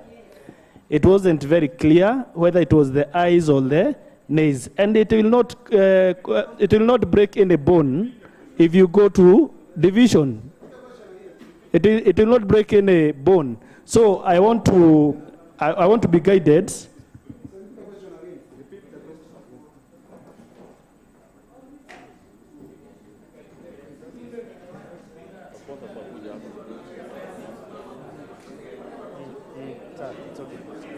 Members, kindly sit down. Kindly sit down. I want to guide as follows. That when I was putting it to question, there were those members who are for the ayes, and there are those members who are for the nays. And after that, one honorable member stood on a point of division.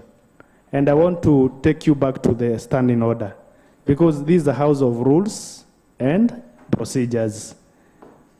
That if on a question other than a question of procedure, 5 or more members rise in their places to support the members claiming the roll call division, the Speaker shall direct a division to be taken in every instance where the Constitution lays down that a fixed majority is necessary to decide any question. So on this case, I'm directing that we go for division.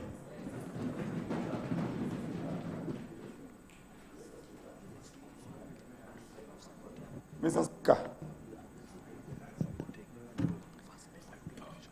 Okay, before we get there, let me confirm how many members are in support for the division. There are more than 5, so we proceed.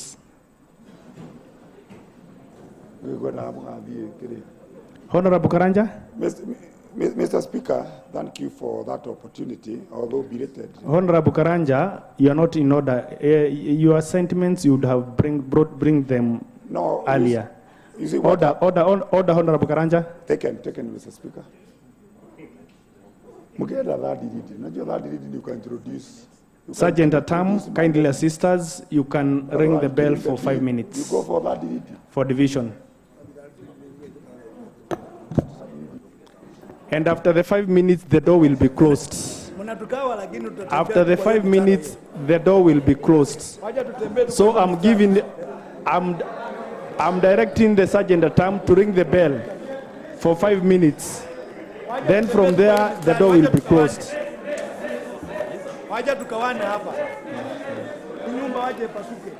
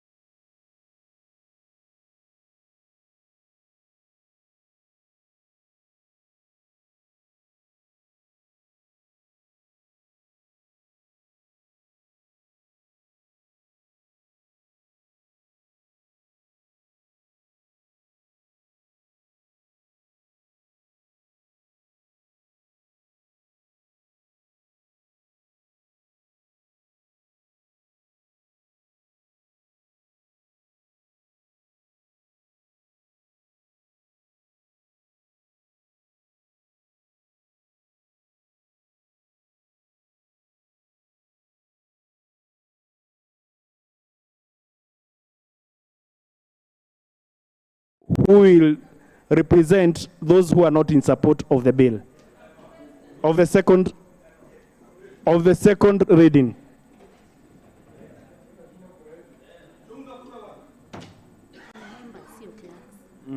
Ni members. Okay, members, those who are in support, are you well represented by Honorable Robert? You are well represented. You are comfortable with him. Those ones who are not in support, are you well represented by Honorable Kajwang? Yes. So clerks, we can proceed. You will call the names.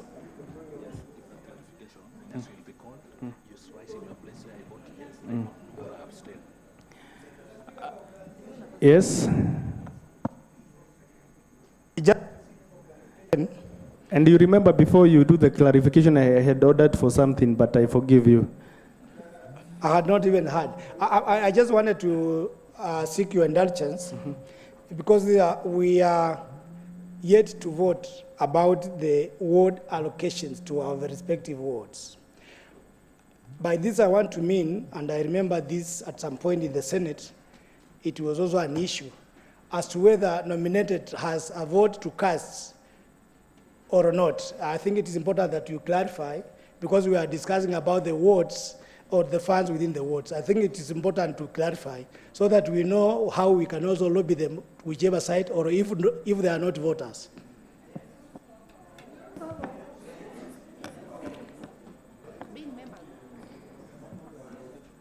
Opio?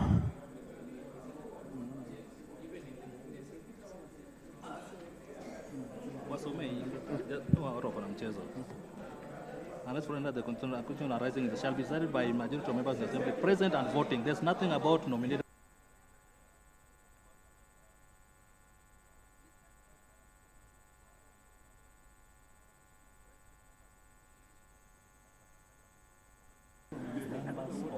Members, I want to guide as follows, that this house is a house of rules and orders.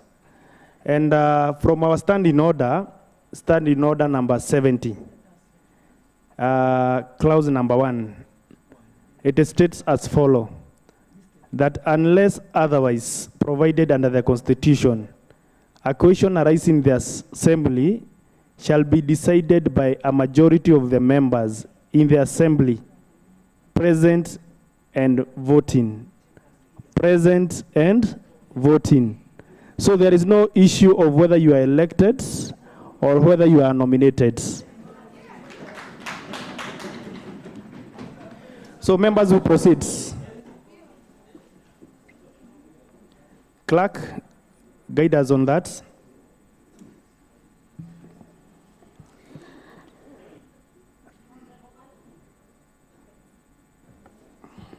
Honorable Alex Ball. I stand to strongly oppose.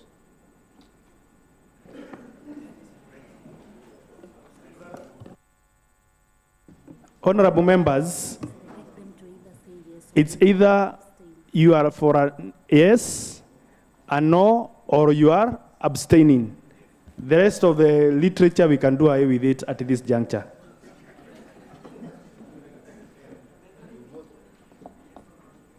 Honorable Ball. I vote no. Thank you. Yes? Honorable Alex Kipkoech.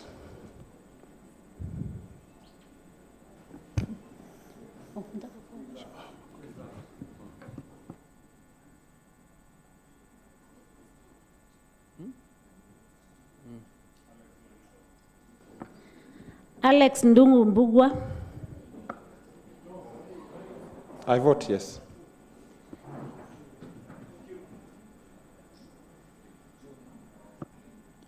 We proceed. It is Honorable Alex, our majority leader, has requested that he will do the voting as the last person. And it is in order because he's the leader of the majority party. We proceed. Clerk, we proceed. Alex Mbugua. I vote yes. Ali Abdi. Absent.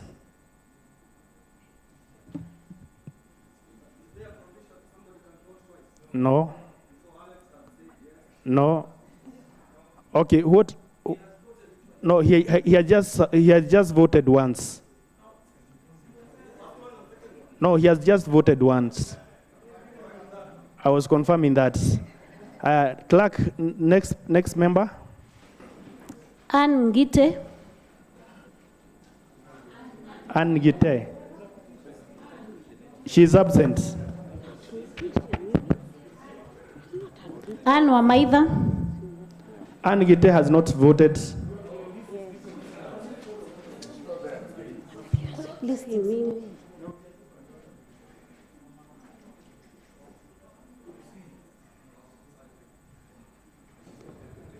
Ann Mudhoni Ngite.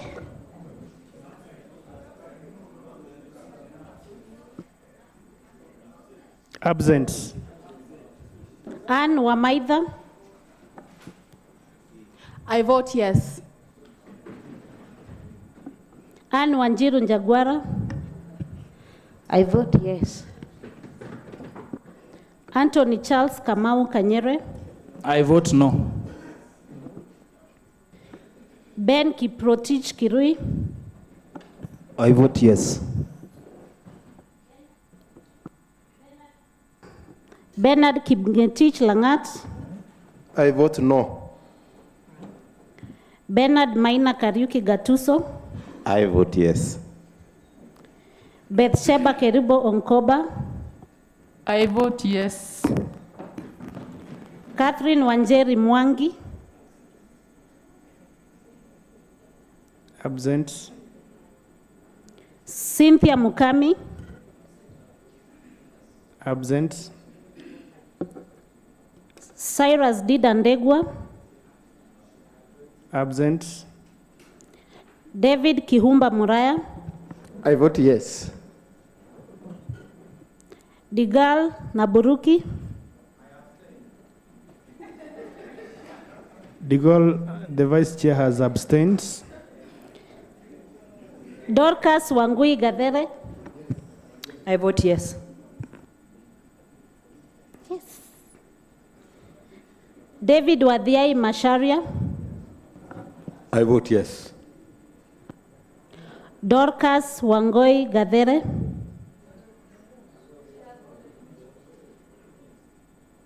Doreen Korir Jebiwot. I vote yes.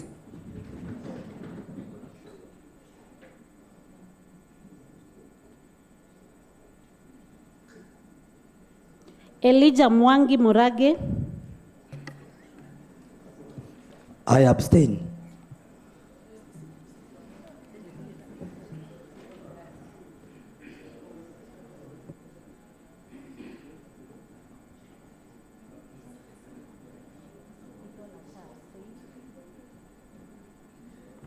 We proceed. David Wadhiai Masharia. Digol Naburuki. Mr. Speaker,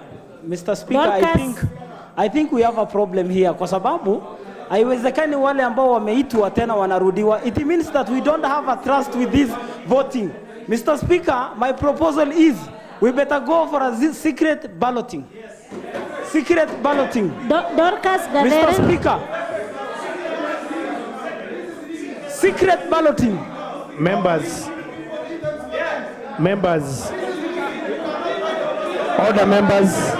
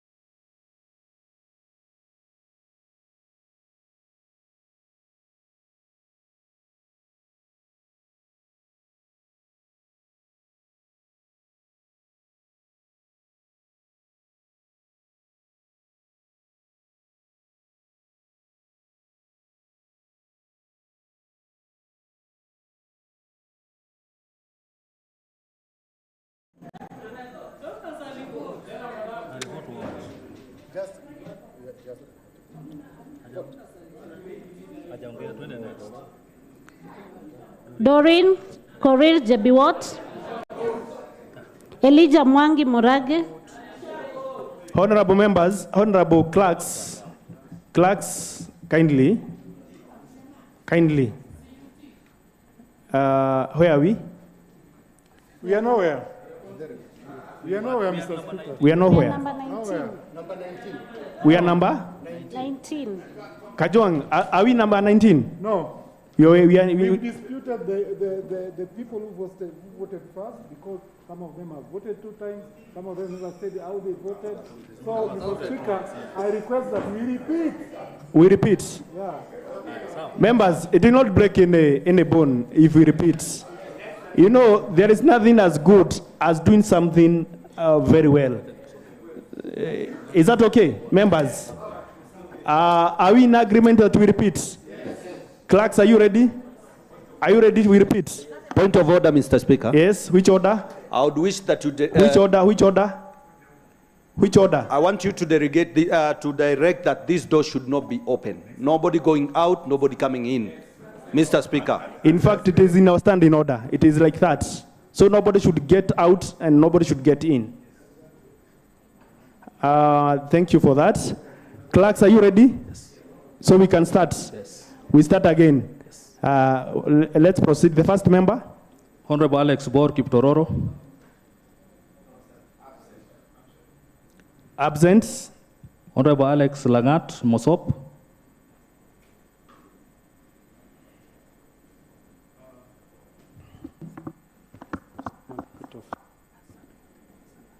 As a leader of the House and Government Business, I vote yes. Honorable Alex Ndungu Lakeview.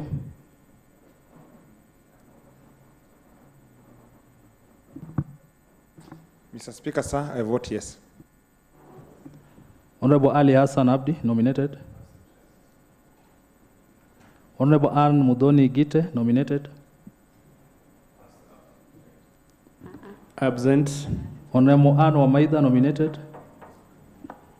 I vote yes. Honorable Ann Wanjiru Njagwara, nominated. I vote yes. Honorable Anthony Charles Kamau Kanyere, Nakuru East. I vote no. Honorable Ben Kiprotich Kirui Barut. I vote yes. Honorable Bernard Kipngetich Langat Marioshoni. Honorable Bernard Maina Kariuki Gatuso London. I vote yes. Honorable Betsheba Keruba Onkoba, nominated. Vote yes. Honorable Catherine Wanjeri Mwangi, nominated.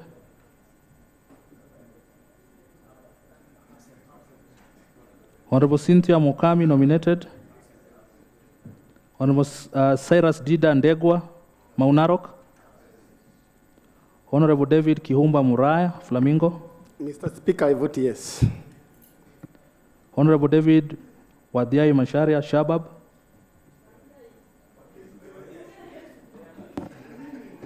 I vote yes.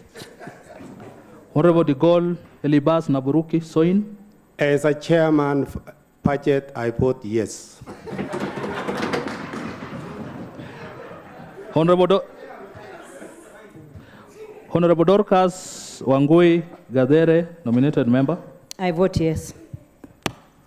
Honorable Doreen Korir Jebiwot, nominated. I vote yes. Honorable Elijah Mwangi Murage Waseges. I vote yes. Honorable Elijah Mwaura Masharia Biashara Naivasha. Honorable Eliud Kamau Chege Maimahiu. Honorable Emmanuel Langat Sirikwa.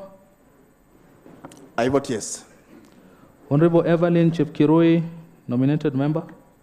I vote yes. Honorable Francis Mungai Kuria, Malewa West. Honorable George Churiot Talam, Kabazi. Honorable George Kanure. Honorable George Wanganga Nene, Elementaita. Honorable Grace Wambui Mwathi Bahati. Honorable Hamisi Msuri Fadhili, Biashara Nakuru. As the whip of the government side being a government business, I vote yes. Honorable Helen Chemutai Megek, Visoi.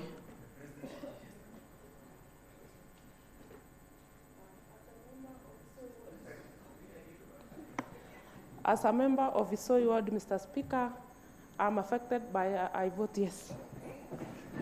Honorable Helen Chepkorir Kitur, nominated. I vote yes. Honorable Hezi Ezekiah Kungu Kariuki, Njoro.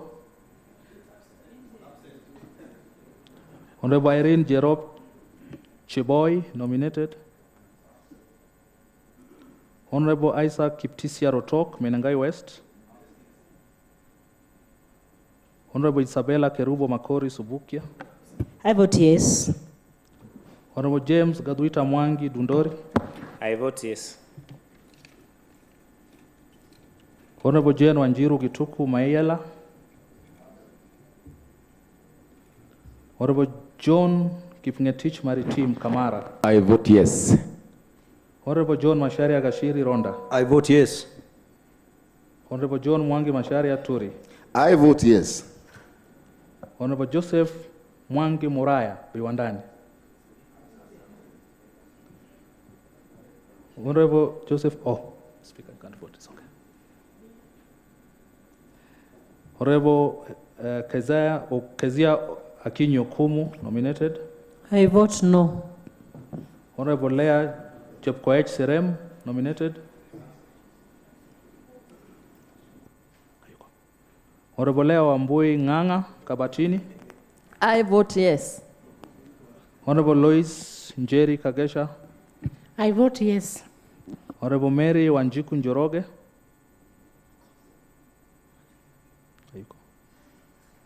Honorable Mercy Chepkirui Kilel. Honorable Michael Gadan Wangigi. Honorable Michael Njenga Ndiguri. Honorable Moses Ngeni Koros. Honorable Neto Sakwa Alukutsa. I vote yes. Honorable Nixon Kiprotich Morogo. I vote yes. Honorable Njuguna Mwaura. Honorable Paul Kipkorir Langat. Honorable Paul Waweru Warege. For the sake of Kemaina Ward that I represent, they are losing 1.3 million. I vote no. Honorable Peter Mwamba Kajuang. Mr. Speaker, I vote no. Honorable Peter Njoroge Maina. It is a yes from me. Honorable Peter Wanjala M. Palanga. Honorable Philip Wanjoi Ndiritu. Honorable Robert Kiplangat Ruto. Mr. Speaker, for the sake of my people of Kapkures Ward, I vote yes. Honorable Robert Kipyegon Langat. I vote yes. Honorable Rose Chepkoech. I vote yes. Honorable Rose Gadoni Njoroge. Mr. Speaker, my Gilgil people are losing over 800,000, and I will try my best to solicit more money for them, but I vote yes. Honorable Samuel Mwangi Kamau Ngarama. Honorable Samuel Kipkemoi Tonui. I vote yes. Honorable Simon Kamau Karanja. I vote yes. Honorable Stanley Karanja. Mr. Speaker, I vote yes.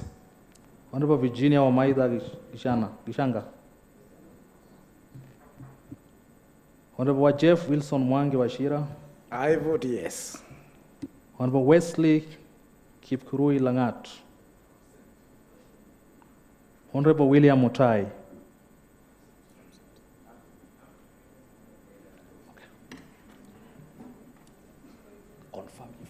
You are done? Yes. Now you can do the tallying. Then you... Kaende. Yes? Kaende.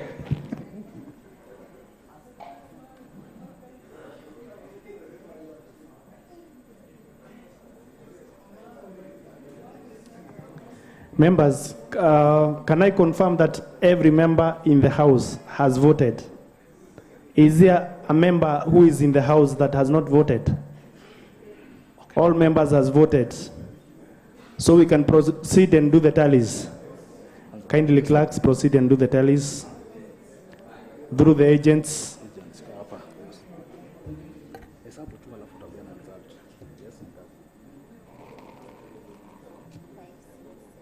8, 9, 10, 11, 12, 13, 14, 15, 16, 17, 18, 19, 20, 21, 22, 23, 24, 25, 26, 27, 28, 29, 30, 31, 32, 33, 34, 35, 36.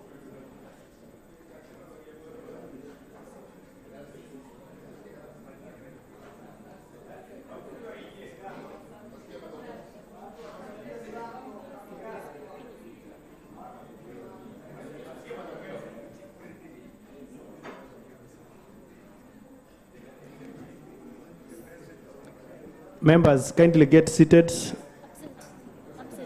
Honorable Fadhili, members, it's good you get seated. During division, members shall maintain order in the assembly and shall be in their designated seats and must remain seated until the result is announced.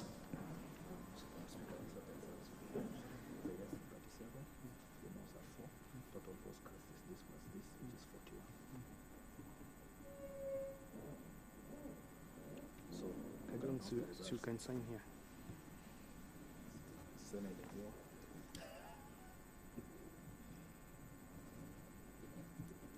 Thank you.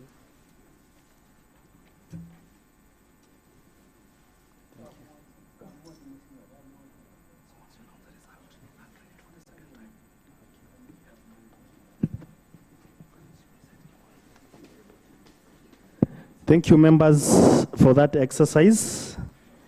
And I want to now announce the results as you voted. The number of votes casted were 41. The yes had 37. And the no had 4 votes. So the yes have it. Clerk? The Nakuru County Revenue Allocation Amendment Bill 2023, a bill for an act of the County Assembly of Nakuru to amend the Nakuru County Revenue Allocation Act 2018, second reading.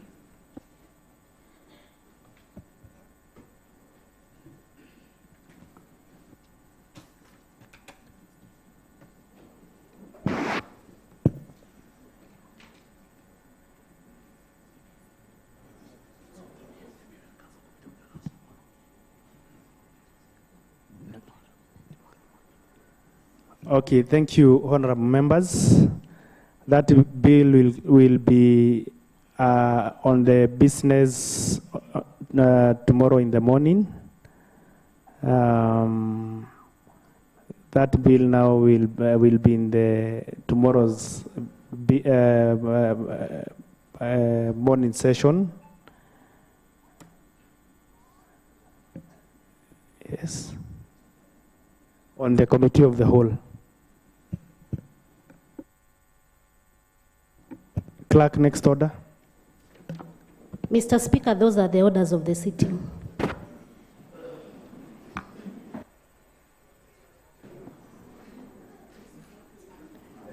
The House stands adjourned until tomorrow in the morning at 9:30 a.m.